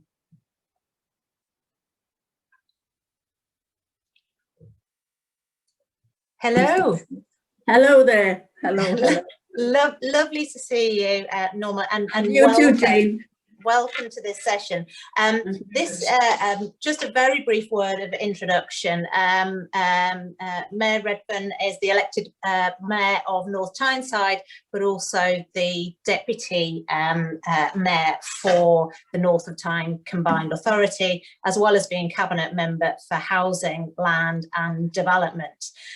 Before the many roles that she's held in local government, I'm pleased to say that Norma graduated from Newcastle University, so there is a connection there that I wasn't previously aware of, and had a long career in teaching and has been a real champion for education and learning across the region. Norma, I think you're going to just say a few words of introduction to this next panel session. Right, thank you so much, and good afternoon to everyone. And I just want to say a huge thank you to everyone who's come along today, give contributions on this particularly crucial matter. As leader of a local authority, you can imagine that one of my jobs, and I think it's my job, to give the people I serve some hope. And it's been extremely difficult this last 15 months, to be quite honest, with the pandemic. But I want to say a huge thank you to the people who've organised today and made this happen, because listening to you people today have given me that hope to move forward, because I truly believe that our future here in this region and across the world is in the green economy, to be quite honest. And I'll tell you why. It's very, very upsetting when you work in a community which has been employed for many, many years. It's buzzing, they manage to get to work, they manage, you know, to look after the families. And then one day the government closes the shipyards, they close the mines, and that community in that town dies. So you can imagine, I see this green economy as a future for all of us to build the economy, but to look after the people I serve and give them some hope for the future, and look after your young people, to be quite honest. And thank you so much for making this happen. I do appreciate it. And I've been quite uplifted actually by what I've heard up to now, to be quite honest. For years of talking about people working in silos and not coming together and getting things done, people here are talking about collaboration. Isn't that amazing? Amazing. And I think we have a fine record here in the Northeast. Our heritage, look at all the things we've done in the past. Look at the great companies we had as well, and some of the great companies are with us now. So let's get together and make this a success.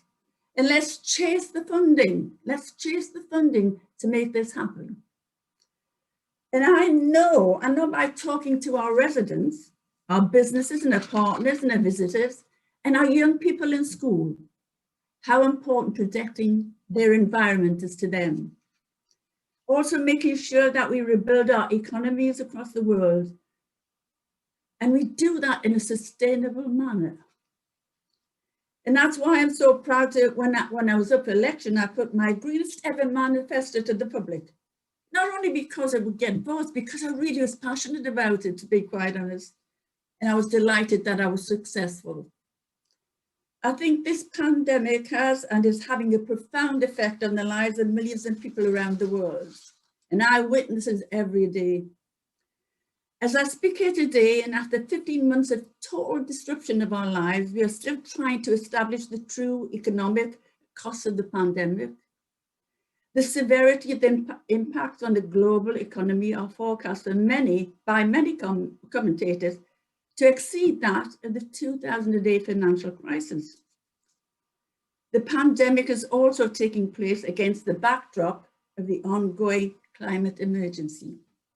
And as we move slowly out of this, our approach to economic recovery must place sustainability at its core. We must make greener investments and climate positive decisions that set us on a pathway to net zero. I'm sure you'd all agree. We must agree to learn from this crisis and build back better. And in doing so, we can increase prosperity, strengthen our health outcomes, address local poverty, improve our natural environment, and develop more resilient communities, and make this a fantastic place for the people we all serve, to be quite honest. In this context, it's essential to acknowledge that our economic recovery and growth plans need to be shaped in ways which can contribute to a greener economy. We need to recognize the significant potential that a green recovery can have to rebuilding a more sustainable north of the Tyne area. And I know we're talking about much further afield, but at the minute, I'm passionate, as you can imagine, to get this up and going in the north of the Tyne area, to be quite honest.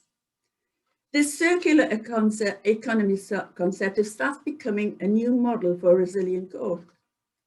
It's a concept which products and materials are recycled, repaired, reused rather than thrown away. It's also an economy which waste from one manufacturing or industrial process becomes valued by another. We must stimulate the way of thinking and integrate its approach into our transition. I know that the required transition to modern place decarbonize the energy system and circular economy that is fit for the 21st century poses to all of us significant challenges. But I also know that it has the potential to bring great benefit both from the environment and for economic and social well-being of our communities. And what I've heard up to now here tells me it's quite possible. It's very possible, actually. Creating and improving resource use within all our goods and service supply chain is vital. And we must start on this in many different levels. Education, awareness training, skills training, an important role in the transition to a low carbon and circular economy. All areas of the economy will need to play their part in transition and our pathways to net zero. And we will need a society with the right level of education, information, skills and training. And to achieve this, it's essential that climate and energy policies include measures to support green skills development. It's a fundamental for all of us at this event today to ensure that skill gaps should not impair future sustainable development. Integrating considerations of employment needs and associated skills which relate to all our emergency plans, promote greater awareness of the need to develop a low carbon skilled workforce, determine changes in labour demand and skills requirements in sectors of strategic importance, establish a productive dialogue with relevant partners to design training and upskilling for workers and employers. The past year has really highlighted what we can achieve when we work together and we innovate. And that's one of our skills here in the Northeast. Manufacturers diversifying to produce PPE. The public sector rolling out those products into our hospitals and care homes, just being one example. So I know that we can continue to apply this collaboration and innovation to build a greener, more sustainable economy that the residents and businesses north of the Tyne area deserve. I know in North Tyneside alone, we'll keep increasing the amount of food we recycle. Our environmental hit squad will be out there issuing lots of fines for horrible littering.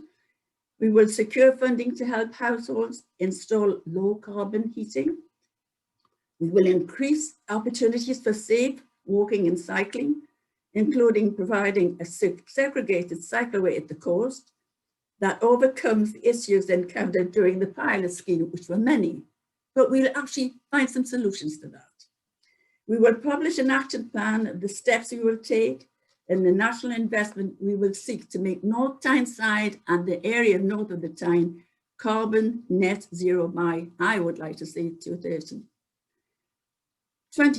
Like I've said, if we all play our part and contribute to the green agenda, I'm sure that we can build a greener, more sustainable economy that the residents, visitors, and our young children and the businesses of the Northern Tyne deserve.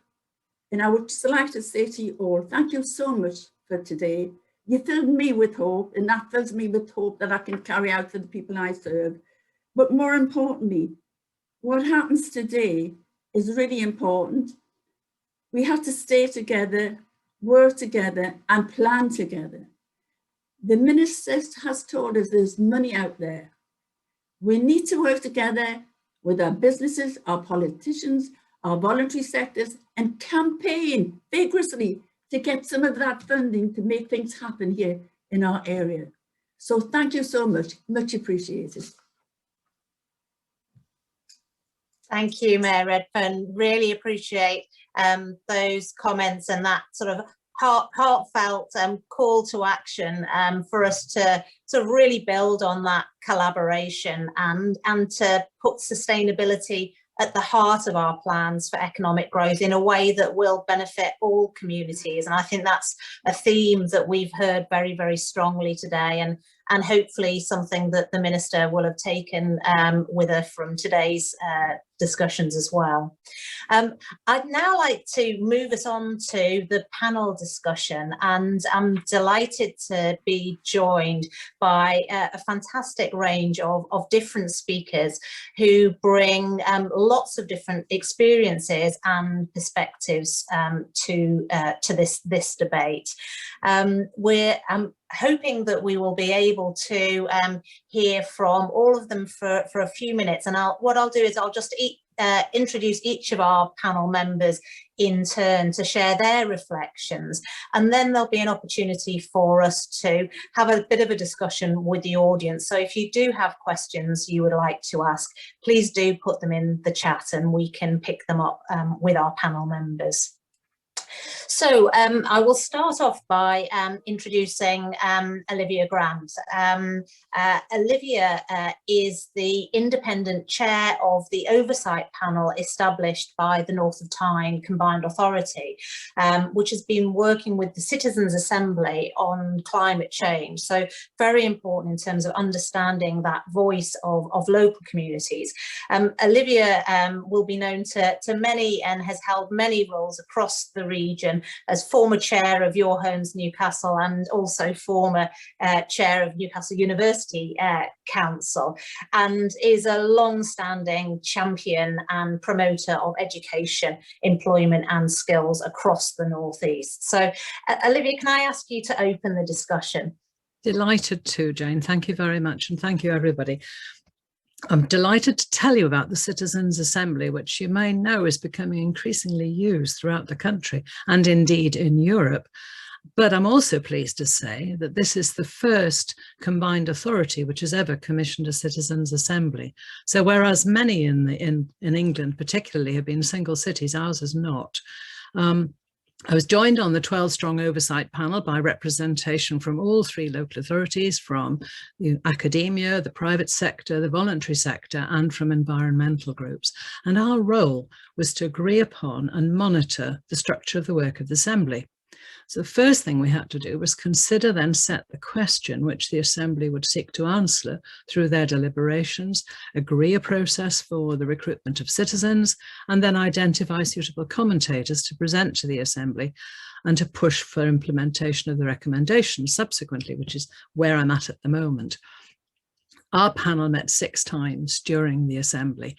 The Assembly was actually quite large when compared with others. We sent 10,000 letters inviting people to join us. The letters were based on a lottery system, but actually reflected the diversity of the local population. Securing membership was facilitated by Shared Futures, but actually was organised by something called the Sort It On Foundation. So it was very separate from us as a panel. But what they did was reflect on the age, disability, ethnicity, gender, and geography. And so it looked at rural at every age and every version of every part of our community. It also used relative deprivation indices in order to try and determine the right people, and crucially looked at attitude to climate change. Out of the 10,000 letters sent, 317 people applied, and we've held together a group of 50. Unfortunately, after the first meeting, one person had an accident and had to leave. But because they'd only missed one, we were able to invite someone else to join in their place. Attendance, I'd have to say, was fantastic. There were 49 people and their attendance rate was 94%. We had events on Sundays, on evenings, and one on a Saturday. So the group was really diverse, absolutely representative of our fellow citizens, and many of them would not normally have had the opportunity to speak or debate with, or indeed ask for consideration of issues by those who are in power. So being asked for their opinion was something which many, I think, valued hugely. Of course, it was done online because of COVID, and there was a terrific effort in facilitation to enable people to take part. The level of engagement, as I say, was profound. Our speakers were excellent, and some have actually been at this event today. They responded well to challenges from the group, because if they use technical terms, each speaker could have had a red card held up to say, you know, this is too technical. But the question they were asking, and the question that our speakers were speaking to, is what should we do in the region to address climate change and its causes fairly, effectively, and quickly? Their findings, I think, are impressive and an education in how quickly people can move through information and evidence to enable them to be informed about issues affecting climate change. I think the Assembly's report is an exceptionally constructive and informed response. The detailed assimilation and profundity of the conclusions people have reached by our fellow citizens, many of whom were not technically engaged, is, I think, revelatory. I think some people may say, oh, well, this may seem to be somewhat of a criticism, and we are doing this and we are doing that. But the Assembly was not conducted in the spirit of criticism. It was conducted, and all the members responded in a way which was to do with how can we help? How can we work together? Picking up Mayor Redfern's comments. How can we work together to make this better in our region? What can I do? What can my area do? So I would really commend this report to you. It's going to be launched, I think, next week. I've read the report. I would commend it to you. And please, if you're an officer or a professional in this area of climate change or an elected member, don't read the report and think of it as being in some way critical. It's our fellow citizens telling us these are the things we think should be done. You would have our vote on doing this. They are things that we could, I think, do well together. So I would commend it as a means of looking at how can we communicate to our fellow citizens, what we can do. And once you communicate, my goodness, how widespread, how detailed, and how comprehensive their understanding can be, and how much they can help and work with us for betterment. So I'm hugely impressed. Hope you all are too when you read it. And thank you for the opportunity to tell you about it. Thank you very much, Olivia, and very much look forward to seeing the outcome from what sounds like a very engaged and engaging process, and I think it will be very interesting. Can I move now to Matthew Walsh? Matthew is the estates coordinator for Newcastle Colleges Group, but he is also a participant in a recent leadership programme that was run in Newcastle called Newcastle 150, which was developed in partnership with a number of organisations and Common Purpose. And this was really looking and engaging 18 to 25-year-olds in this question of how how can we make Newcastle a cleaner and greener place? And I think, just for following on from some of your points, Olivia, I think we've been very conscious of the importance of the voice of young people as we think about both the challenges but also the opportunities that are presented around this transition to net zero. So Matthew, welcome. Thank you for agreeing to be part of this panel. Can I hand over to you? Absolutely. Thank you very much for having me, Jane. First of all, I'd like to touch on a few of my experiences from the Newcastle 150 that Jane alluded to there. So it was, as Jane said, it was a collection of young leaders, predominantly from across the northeast of England, who came together with the challenge to see how can we make Newcastle a greener city. And it was very interesting to see the diversity of the attendees and inspiring, in fact, to see how many people from different backgrounds, different skill sets, different walks of lives had actually come together to get involved in this common purpose to try and think how we can make a real difference to hit these targets. But I think it's clear to all of us here that we recognise the impact on the planet of how we live our lives, and that now that we really have these opportunities to come together and make changes, that it's vital that we do so. Throughout the Newcastle 150 event, we heard from several key stakeholder groups and engaged in a number of discussions relating to how we could make a difference. My group considered quite a few different approaches, such as things we could look at in early years foundation education, certain elements we could maybe embed into the curriculum to give a broader understanding of some of the concepts as they're growing up that they'll take home, sort of, you know, turn the tap off when you've stopped using it, minimize water consumption, try and use public transport instead of driving. But we thought, you know, these are all slogans that we've heard quite a lot of times, things that people have already been trying to teach and embed into the way that we live our day-to-day lives. And in the end, we thought, very well linked into the circular economy, is there anything we can do with physical items to try and promote reuse or repair rather than disposal or recycling, which obviously recycling is a very good way of addressing some of the issues, but to try and cut through that and see if we could actually reuse the items for what they were, or renovate them, to see if we could get the most use out of that.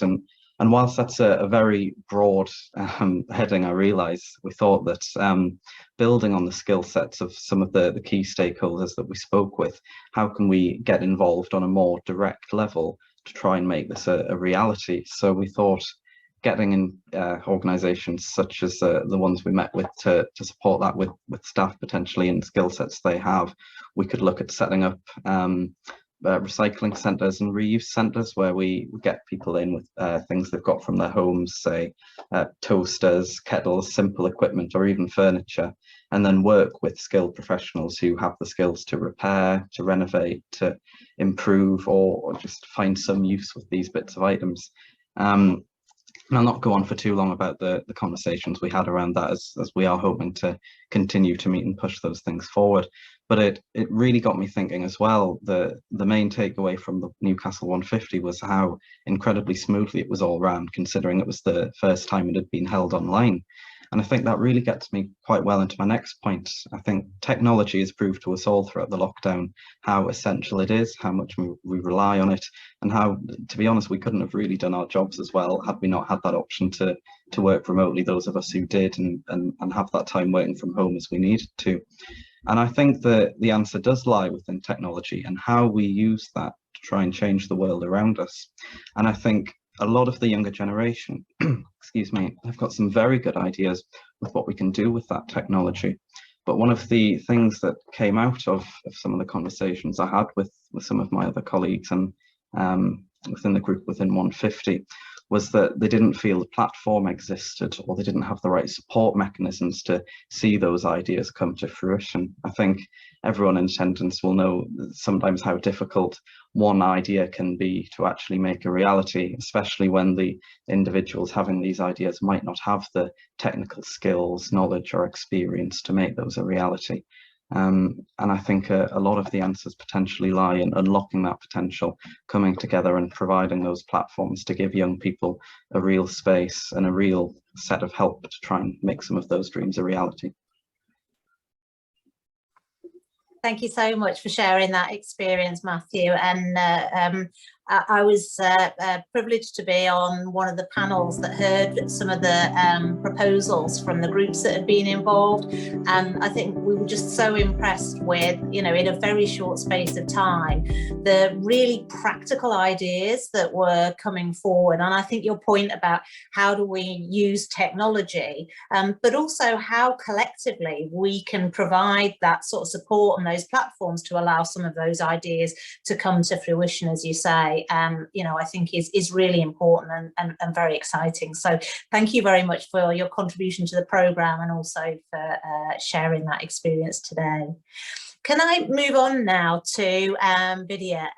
Vidya Lakson is the founding chief executive of an organisation called Power to Change, which is an independent trust established back in 2015 to support the growth of community businesses across the country, supporting prosperous and cohesive communities.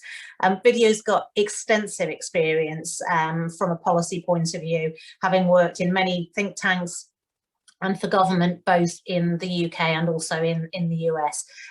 Vidya, can I ask you just to give you some of your reflections? Yeah, thank you very much, Jane, and thanks for the opportunity to be here. I think what's most intriguing in this debate around the community level is how, with a problem so global as climate change, how important community is within that context. So we often think about climate change as needing to be addressed by heads of state, by huge technological innovations. But actually, we also know, and it was referred to in the previous panel, that it's really about millions of behavioural changes at local level. And so therefore, the community level becomes really significant. It's the level at which most people can really engage with that kind of behaviour change. And in the work that we've done at Power to Change over the last 5 or 6 years, we've supported communities all across the country to take climate-related action to the tune of about 20 million. We've now calculated grants we've funded in the climate space. And I think what we see is real energy around community-led action in support of climate. But particularly, and I think what's most interesting, is where communities are trying to meet their own local needs, but also support the green economy. So just to give you a few examples, so we see lots of examples, and it's really grown as a result of the pandemic, of communities developing local food solutions in order to get better access to affordable local food. But that also has a climate benefit in terms of reducing food miles, of creating local food ecosystems so that people are sourcing food much more locally. So that's a real growth area within community business. It's interesting that Matthew talked about reuse and recycle. We see lots of bicycle repair businesses, furniture upcycling businesses, a whole range of reuse and recycle businesses that are trying often to create local jobs. So some of the motivation is coming from an economic perspective, but actually there are significant climate benefits in terms of active travel, in terms of reducing waste, etc. And Matthew, I'd love to talk to you about how the community business model can be part of the solution for what you're looking to do. I think that'd be fantastic.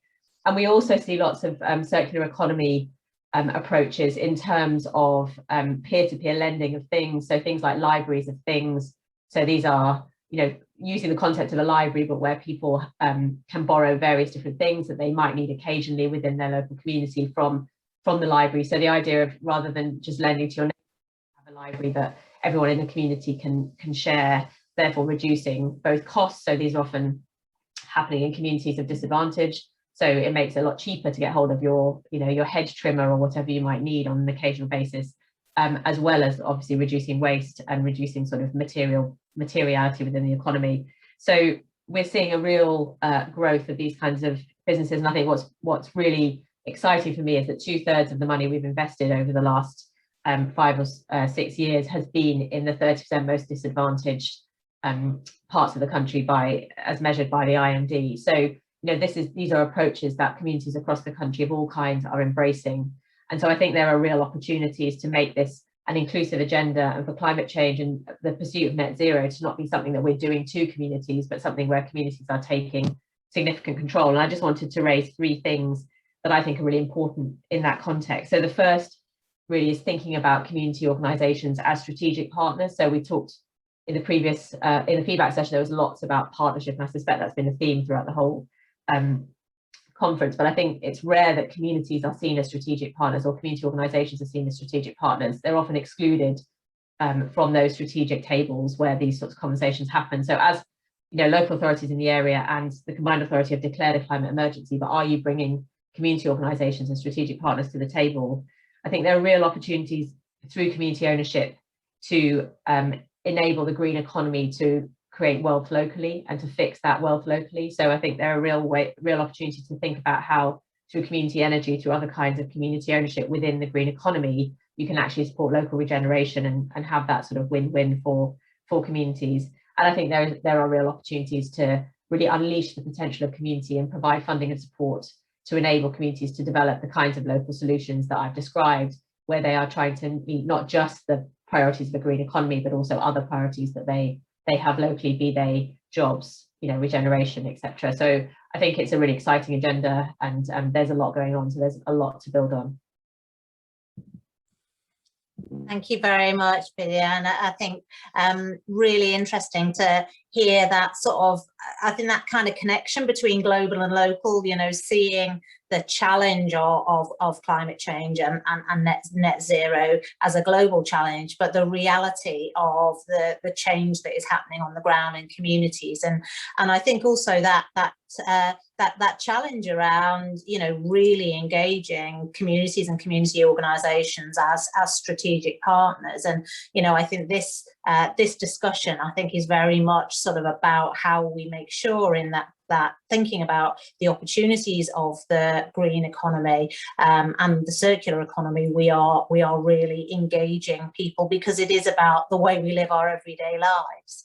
So thank you very much for that. And I think your points about circular economy sort of really lead us to Rona Knox. So Rona is our next contributor, and is the Vice President for R&D for Procter & Gamble. So in some ways, the other end of the spectrum in terms of a global corporate, but has actually been working with us very, very closely in the region, and is a member of the North of Tyne Combined Authority Inclusive Economy Board.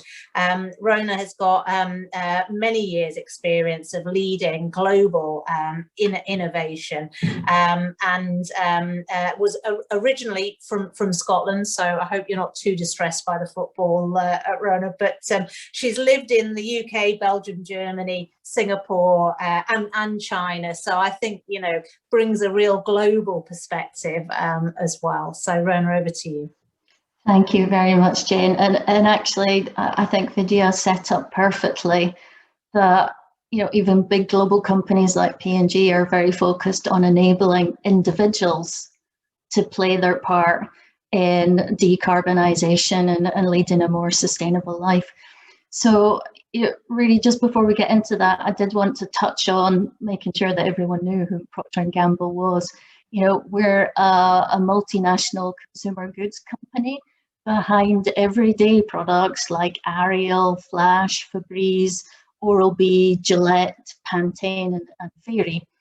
And I wanted to know wanted to check, does anyone know that Fairy as a brand and a product was actually invented in Newcastle in the 19th century by a company called Thomas Headley Soap?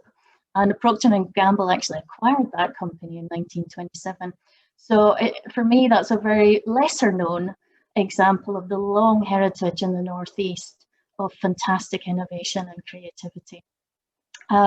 Again, very much in line with what Vidya and Jane was saying, the mission at P&G is to make everyday life a little bit better, be that washing your clothes, brushing your teeth, or grooming. And actually, we're finding more and more that our consumers are asking us to help enable them to live a more responsible life as part of that, making everyday life a little bit better. So we've got research that shows that more than 70% of UK citizens want to do more at home to have a positive impact on the environment. So very, very much in line with what Olivier, Matthew and Vidya have already said. Yet what we also find out is that many of us aren't willing to compromise or give up on the performance and the experience of the products that we use today. So for me, that's where research and development comes in. One of our recent innovations on Ariel has been all about enabling consumers to get impeccable cleaning of their laundry, but at the same time in cold water. And you may say, well, why does that matter, Rona? Turning down the temperature that you use to wash your laundry has a huge impact on the environment. Across Europe, if we all change the temperature of our laundry from 40 degrees to 30 degrees, the carbon emissions would be reduced by more than 3.5 million tons of CO2 a year.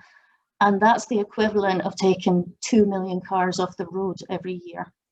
So I think that's a great example that shows that if we can enable consumers to live more responsibly, it really can make such a huge difference to getting to carbon neutrality. And like Norma, that is what gives me hope and gives me great excitement to be part of, an R&D organisation that's doing that kind of thing.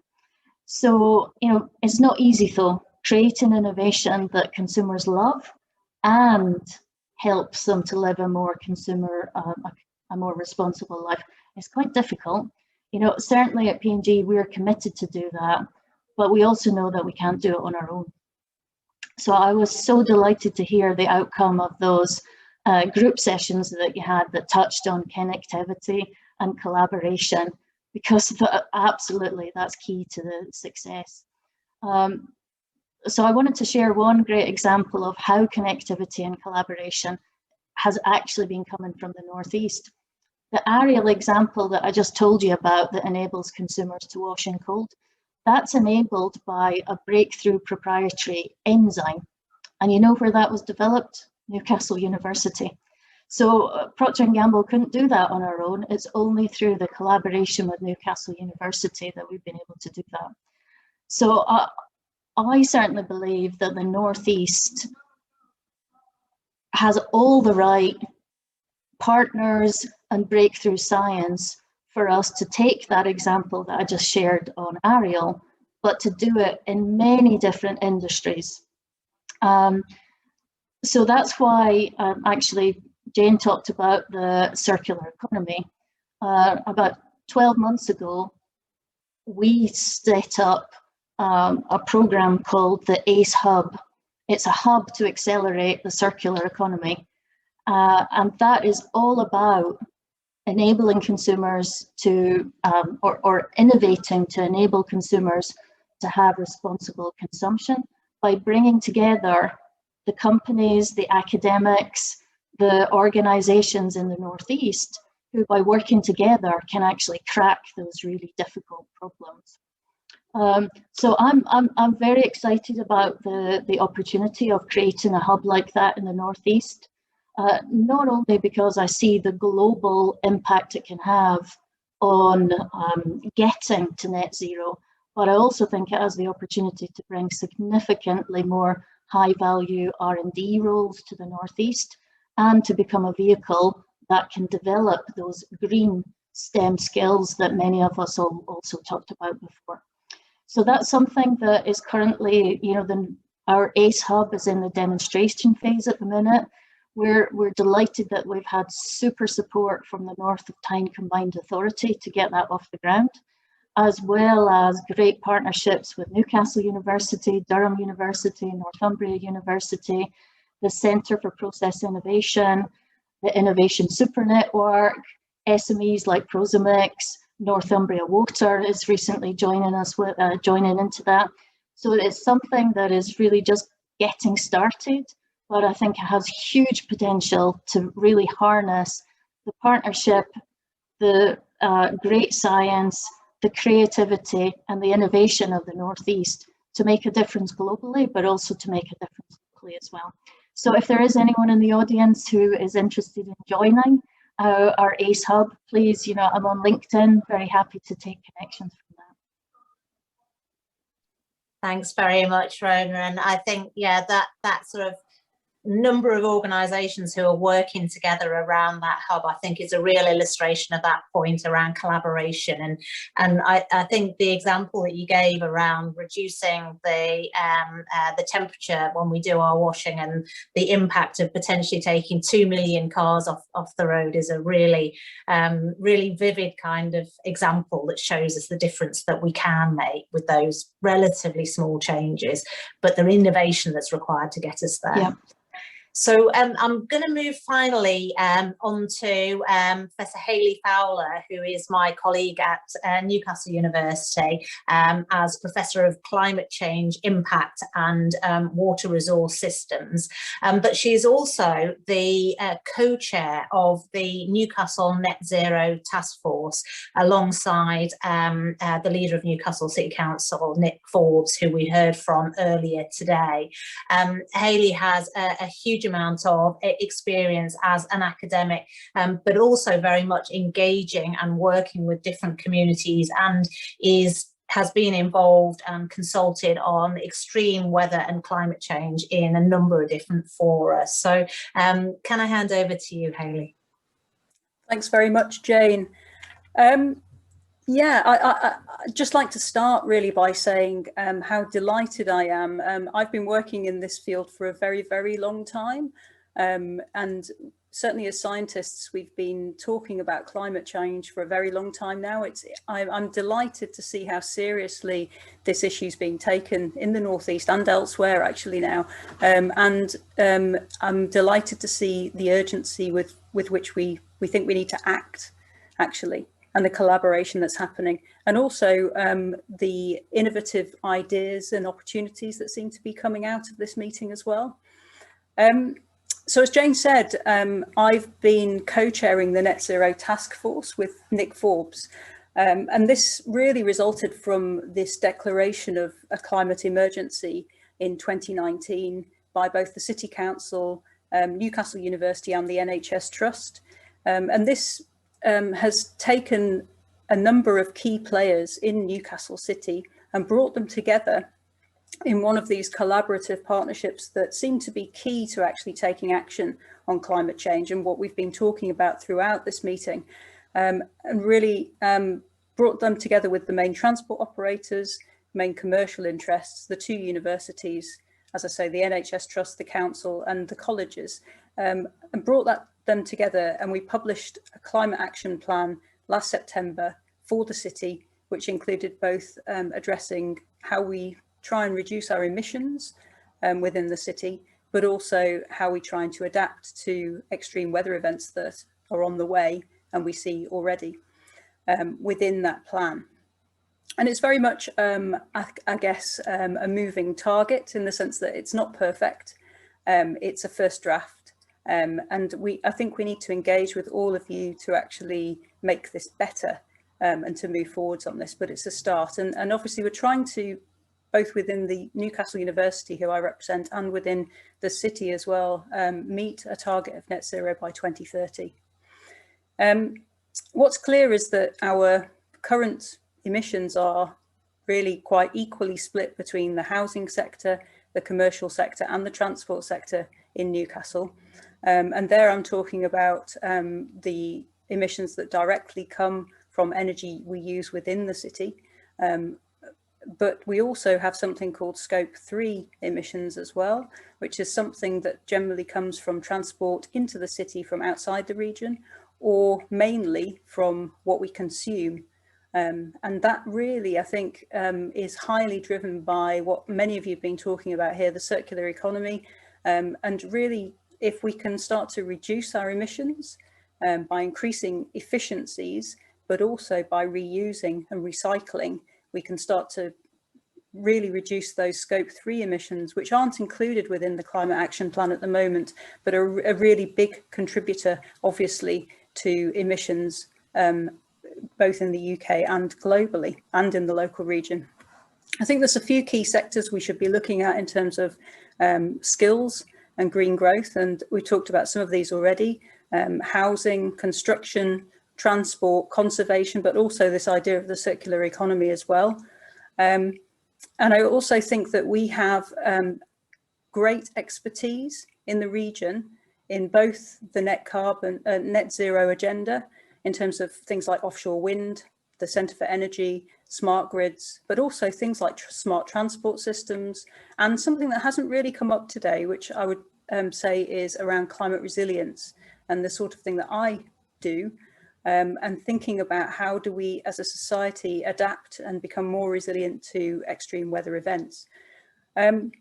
It's clear that you know, the universities and colleges can provide some of this training in core skills. I think that the climate change risk assessment last week and the Committee on Climate Change nationally really stressed the level of urgency on adaptation action has increased in the last 7 years. And I've been involved in an initiative recently working together with Network Rail and thinking about setting an academy up at Newcastle University. And I think that as well as bringing in investment through climate mitigation and this move to net zero, we can also be thinking about bringing in investment in the region through training in key skills associated with this idea of climate resilience. And that might be, for example, learning how to use weather forecast information more effectively, how to use digital platforms, you know, this idea of the digital economy as well, moving towards that digitization and together with weather variability. Key to this, I think, is this partnership working that we've all been talking about, public, private, academic partnerships, but also I think it's clear to me from some of the discussions today that the community aspect is really important. And I think that the community aspect has come in quite well in the resilience, but not in mitigation so far. We need joined up thinking, and it's clear that the local scale is really important for both the net zero agenda and for particularly thinking about how we adapt to climate change that is already embedded within the system from emissions that we have already released and will release while we're trying to reduce our emissions. So that change is going to happen anyway. But our local actions, I think, have to try and push the national agenda as well, and policy at the national scale. So I'm going to finish there, but I think it's clear that we're really leading the way in the Northeast on climate change, and I'm delighted to be part of this today. Thank you very much, Hayley. I think sort of great to hear about the work of Newcastle Net Zero, and you know, some really challenging targets there, but the sort of practical actions that we can take. And I think, you know, your point about we need to join up our thinking about both resilience and mitigation. Also, I think that point, and we've talked about this, the connection between local action and national and sort of global challenges. I should probably say I haven't sort of warned the panel I'm going to ask them this question, but one of the things that we're keen to come out of this summit is some messages that we can feed into COP26. And I think one of the things that has struck me from all of the panelists today is, you know, the importance of thinking about climate change and net zero, you know, how it affects our everyday lives and how we engage communities in making those changes. So I wonder, we've just got a few minutes left, if I could just go through all the panels and just say, if there was sort of, what would be your key message that you would want to come out from today's summit to feed into the decision makers around COP26? So I don't know. Olivia, could I come to you first? Heavens, you have put me on the spot. From what I've learned over the last several months with the Citizens' Assembly, never underestimate what your citizens can think about and do. Do not think you can hoodwink them. Tell them the truth and take them with you. Because if people understand it, they will do it. People in that assembly came from such a variety of backgrounds and experiences, and they work together so stunningly well. And I'm sure when you read the conclusions, you'll be really impressed by it. They work together so well. People are far, far better at understanding, far more thoughtful, far more committed to working with one another than they are often given credit for. So listen to them, tell them the truth, don't hoodwink them, and let's really all try and get there together, because at an individual level and at a community level, people want this for themselves, for their children, for future generations. That's what they want. So be straight with them. Thank you. I think very, very sort of powerful message about the importance of honesty, actually, because we know that this is not going to be a journey that is going to be straightforward. Vidya, your thoughts? I was hoping you won't pick on me. And I think I'm going to re-paraphrase something I said at the beginning when I spoke, which is, I think big and think small.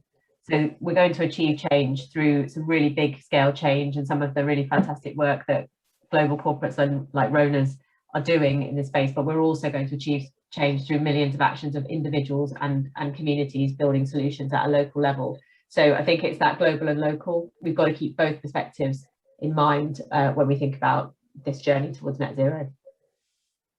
Thank you. Rona. I mean, my comment would be very similar to Vidya's.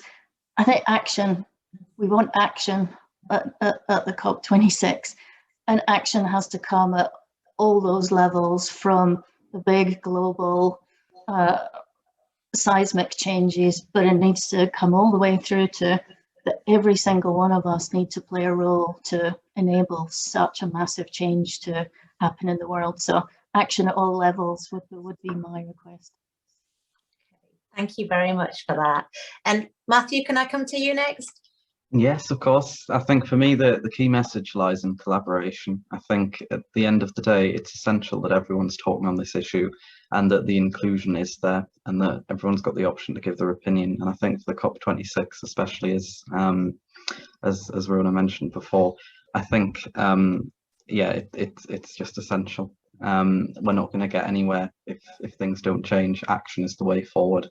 Yeah, so talk to everyone, see what everyone's got to say, go into it fully committed, and prove to us that actions will come out of this and show us what they are.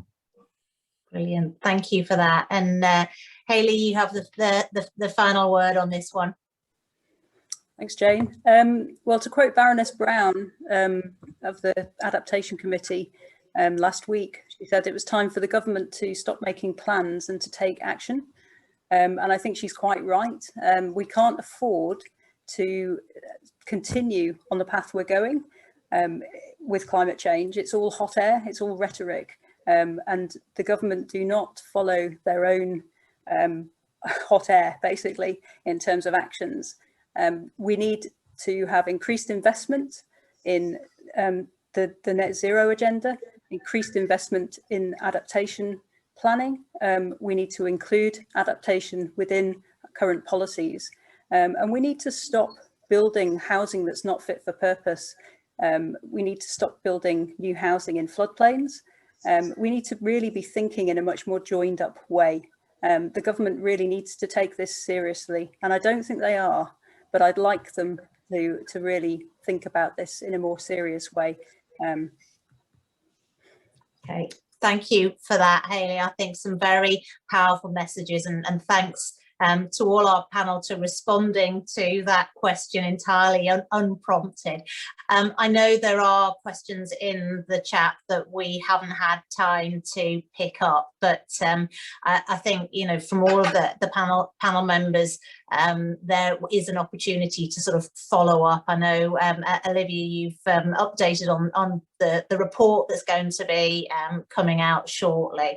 But I think some really important messages there around collaboration, working together, connecting the local and the global, and critically hearing that voice of local communities, and moving to action, which I think we're all very, very clear about. So can I thank all our panel for fantastic contributions, to Hayley, Vidya, Olivia, Rona, and Matthew. It's been great to hear from you. Thank you very much. So, Thank you, Jane. Thank you. So now we are going to move on to our final speaker of the day, and I'm very pleased to be able to introduce Mayor Jamie Driscoll, who is the Mayor of the North Tyne Combined Authority. So I'm hoping Jamie will be able to join me in a moment, and I will hand over to him. Thank you, Jamie. Jane, thank you very much. What a conference it's been, and what a step forward, coming together as a region with our partners to shape the future. Thank you, Newcastle University, for hosting this with us. Thank you to all our speakers, Minister Anne-Marie Trevelyan, our partners in Northumbria University, our local authorities, Siemens, Nissan, British Volt, Ashton, Northumbria Water, Power to Change, P&G, Newcastle Net Zero, NICO, and everyone in our Citizens Assembly, and to the North of Tyne staff team. Because this is about partnership. After the year we've just had, the 16 months, I think we need some good news. Of course, we're all a bit more Zoom savvy now, but even things like giving a speech aren't the same as being in the room with you all. You know, we don't hear the murmurs of agreement, and of course, we don't get the same applause. So if I could just direct you all to the reactions button ready for the end of my speech. Cooperation is what makes humans special. Just look at the vaccine rollout, the way we went from research and development into production, into the public sector, getting jabs into people's arms. But it also shows how vulnerable our economy is, how our lives are when nature is disrupted and our environment becomes malevolent. I was elected 2 years ago. We were a brand new organisation. I walked into our office in the Cobalt Business Park, and the journalists and camera crew outnumbered the staff. I turned to the cameras and I said, we are facing a climate emergency, and we still are. Aspirations about a clear net economy don't cut it. Roadmaps, plans, long-term targets, all very good, but let's face the truth. When I declared that climate emergency 2 years ago, the Earth's atmosphere had 414 parts per million of carbon dioxide. Today, it's 419 parts per million. In order to prevent catastrophic climate damage and keep within the Paris Agreement target of 1.5 degrees of global heating, the levels have to be kept below 430 parts per million. And at the current rate, we're going to break that limit in just 2 years. My kids are 13 and 15. Unless we fix this, they're going to grow up in a world of failed crops, climate refugees, failed states, and collapsed economies. But climate breakdown is not the only emergency we face. I no longer own a car. I cycle to meetings. I have solar panels on my roof. But that's not an option for everyone. If you live in a suburb with no metro and expensive buses, and you have to drop your kids off at school before heading off for your first of 2 minimum wage part-time jobs, you're not going to be thinking about buying a Tesla. You're going to be worried about putting food on the table. The drag of poverty is as urgent as the climate crisis, and it causes long-term scarring to our whole society. It's two sides of the same coin. COVID and the climate crisis has caused us to rethink how our economy works. It can no longer be about rising share prices or housing bubbles. It has to be about a secure future for everyone. And that's how we take people with us. We build a zero carbon, zero poverty Northeast. And we're working on that every single day. The North of Tyne Citizens Assembly on Climate Change has produced its recommendations. That's a representative sample of our citizens, from young students in the city to farmers in Northumberland. And we'll be launching that report in the next few weeks and outlining our investment at our next cabinet meeting. That's democracy in action. Our Space Hive crowdfunder directly funds community groups to green their places and tackle food poverty. Have a look on our website and tell your friends about it. It's open to everyone, because there's so much to be done to be making our future sustainable, environmentally, socially, and economically. The North of Tyne Good Work Pledge underpins all the jobs we're creating. It values the good employees in our region because they value the people who do the work. It guarantees secure employment, a decent wage, proper representation, and a ladder to boost the skills that turn a job into a career. Our Devolved Skills programme is giving everyone a chance from sharpening basic skills for those who missed out when they were younger, or teaching English to those fleeing persecution and starting a new life here. We fund vocational skills like getting an HGV license or technical skills that can lead to high-paying jobs. And we've put £2 million aside for those in high carbon industries to retrain in clean energy and the jobs of the future. And of course, our collaboration with our school teachers to enable them to become UN accredited climate change teachers so our kids grow up equipped for the future. And that future has to be about well-being. That's why we've pushed ahead with defining how we should embed health, happiness, equality and sustainability into every objective. It means redesigning our transport system so we're not sitting in cars belching fumes. Fast, efficient, affordable public transport is our future, and our regional transport plan points the way, including making walking and cycling safer. I'd like to see a world where anyone can ride a bike to a station, park it securely, get on a bus, transfer that ticket to the new Northumberland line we're reopening, get off at the other end and at a good wage in the British Folk Gigafactory in Blythe, making the batteries that will decarbonise our goods vehicle fleet. And while we're on transport, we need better connections into and out of our region. We're in a crazy situation where the East Coast Main Line is so constrained by its Victorian infrastructure that we can't benefit from HS2 or Northern Powerhouse Rail until we get the funding to reopen the Leamside line. And I made that point again to the Secretary of State just this Monday. You know what he said? He said, Jamie, you're nothing if not consistent. You make that point every time we speak. Well, good, because it's been too long since people listen to our region, and I'm going to keep fighting our corner. We need a bit of vision. We need to build affordable homes with the highest eco standards and not wait for the government to get its act in order. New homes must be sustainable homes that are already insulated with heat pumps and solar panels that won't need retrofitting in a few years' time.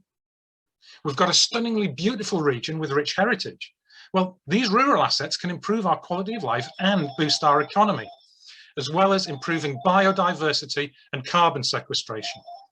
We should be rewilding our upland peatlands and making a sustainable business model out of it. It's fantastic to see our partners across the region bringing forward proposals for community forests. And of course, we need to decarbonise our energy. We're investing 25 million in our offshore wind and subsea sector, partnering with the Catapult, improving infrastructure like stronger cranes to handle the bigger turbines, and funding high-tech solutions like digital technology with sensors, cable arrays and digital twins to reduce the cost of installing offshore wind. And we're investing in mine water heating to turn our high carbon past into a low carbon future. And we're investing into the old Swan Hunters Yard to bring it back into productive use. And I really look forward to that photo op, shaking the hands of the engineers working on that site again. But we need central government to match our energy and ambition. When the UK government licenses operators to install wind farms in Britain's waters, like the Dogger Bank, it must enforce the local content requirements so that these turbines get built here. Doesn't break any treaties. If they simply factor in the economic impact assessments, then we'll see the Tyne bustling with the activity and powering the world yet again. Because investment requires money. Too many of our brightest and best have innovative ideas, but can't raise the capital to get them off the ground. That's why our Green New Deal directly funds the investments into solar capacity and energy efficiency. This £18 million fund will create hundreds of jobs, save our partners, public and private, on their energy bills and reduce fuel poverty. We're working with the National Innovation Centre for Data as part of a £10 million boost to the growth of the digital startups, and investing £5 million with the National Innovation Centre for Ageing to boost startups in technology to keep us healthy lifelong. And I don't even know what those products are going to be. That's the point. You know, how many of us even had thought of a Fitbit when we were at school? And we need to back this with a regional wealth fund so that businesses in the Northeast get the same access to capital and expert support that businesses in the south of England and other advanced economies get. Because I know we can deliver this. We're a new set of regional collaborations. We're a new combined authority, and we have one major target for government: create 10,000 jobs over 30 years. And only 2 years in, we should have 700 jobs in the pipeline. The actual number, 4,196 jobs in just 2 years, and another 2,655 jobs safeguarded through the pandemic. We're smashing our target by a factor of 6, and every one of those jobs pays income tax and national insurance to Treasury, more than covering the cost of the investment in the north of Tyne. Now, not everyone is going to be building electric vehicles or wind turbines. People will still work in our services, our arts and culture, our hospitality, which is why we've brought firms here that are exporting over the internet. Firms like Verisure and Explore, creating good jobs and careers. In fact, some of the people who've started at Verisure have already been promoted. We're investing £3 million into our creative sector and millions more into our festivals programs, developing homegrown festivals that not only increase domestic tourism, but create year-round jobs here and give our region a buzz. We've already established an impressive track record, and I know that the ministers see that, creating jobs, but also our speed and efficiency. When we were setting up the Advanced Circular Economy project, Rona from P&G came to see me, and she was really upfront. She told me her colleagues had said, don't waste your time. Nothing will happen for years if you talk to a branch of government. Well, within months, we had the Advanced Circular Economy Hub up and running, creating high-tech jobs, developing domestic cleaning products that use less heat and less water. We only got our Brownfield Housing Fund in July last year. Well, we had spades in the ground by Christmas. Whitehall can only dream of being as agile as we are. And in our AGM this month, we showed that our running costs came in £599,000 under budget. So government should listen to us. We haven't just talked the talk, we've walked the walk. Last autumn, we came together as a region, all 7 local authorities, the local enterprise partnership, our universities, our business organisations. And we submitted our connectivity blueprint and our recovery plan as part of the comprehensive spending review. This plan will create 55,000 high-quality green jobs across the Northeast, and the taxes alone from those jobs will repay the investment we're asking of government. That plan is still on the table, including £500 million in the intra-city transport fund. We need to unite as a region and come together into a single mayoral combined authority and create those 55,000 high-quality jobs. Because talk of levelling up won't make levelling up happen. The Northeast invented the electric light bulb. We invented powered passenger transport, the railways. We invented renewable energy with hydroelectricity. But we've also lost our industry, our coal mines, our shipbuilding, our steelworks. In 1981, the Northeast GDP per capita was 93% of the national average. And it fell through the Thatcher years, it fell through the Blair years, it fell through the coalition. And pre-COVID, it was just 73% of GDP per capita. In the same time period, there have been 51 initiatives set up by Whitehall to stimulate local growth. Not one of them has reversed that decline. Now, I've had enough of hard luck stories. The North is left behind, we don't get the investment. It's true, but it's our job as Northern leaders to fix that. Together, we must make government understand what levelling up really means. Our Green New Deal, our offshore wind investment, our future mobility, our national innovation centres, our skills investment, our reopening of the Northumberland line. I want to create those 55,000 jobs here. They pay for themselves and they won't cost the earth. There's room for everyone in the tent. I'm determined we're going to take everybody with us. We're going to rise like a phoenix and create a zero carbon, zero poverty Northeast. Thank you very much, Jamie. I think a really uplifting and sort of positive call to action to close today's summit. And I do want to take this opportunity to thank the Mayor and for all our colleagues at the North of Tyne Combined Authority for their work in pulling this inaugural Green Summit together, and to thank all of our guest speakers, the Minister, Nick Forbes, Mayor Redfern, and all of our panellists, and also to you, the audience. We very much hope that this will be an event that becomes an annual event, but I think, as many have said, also that real action will follow.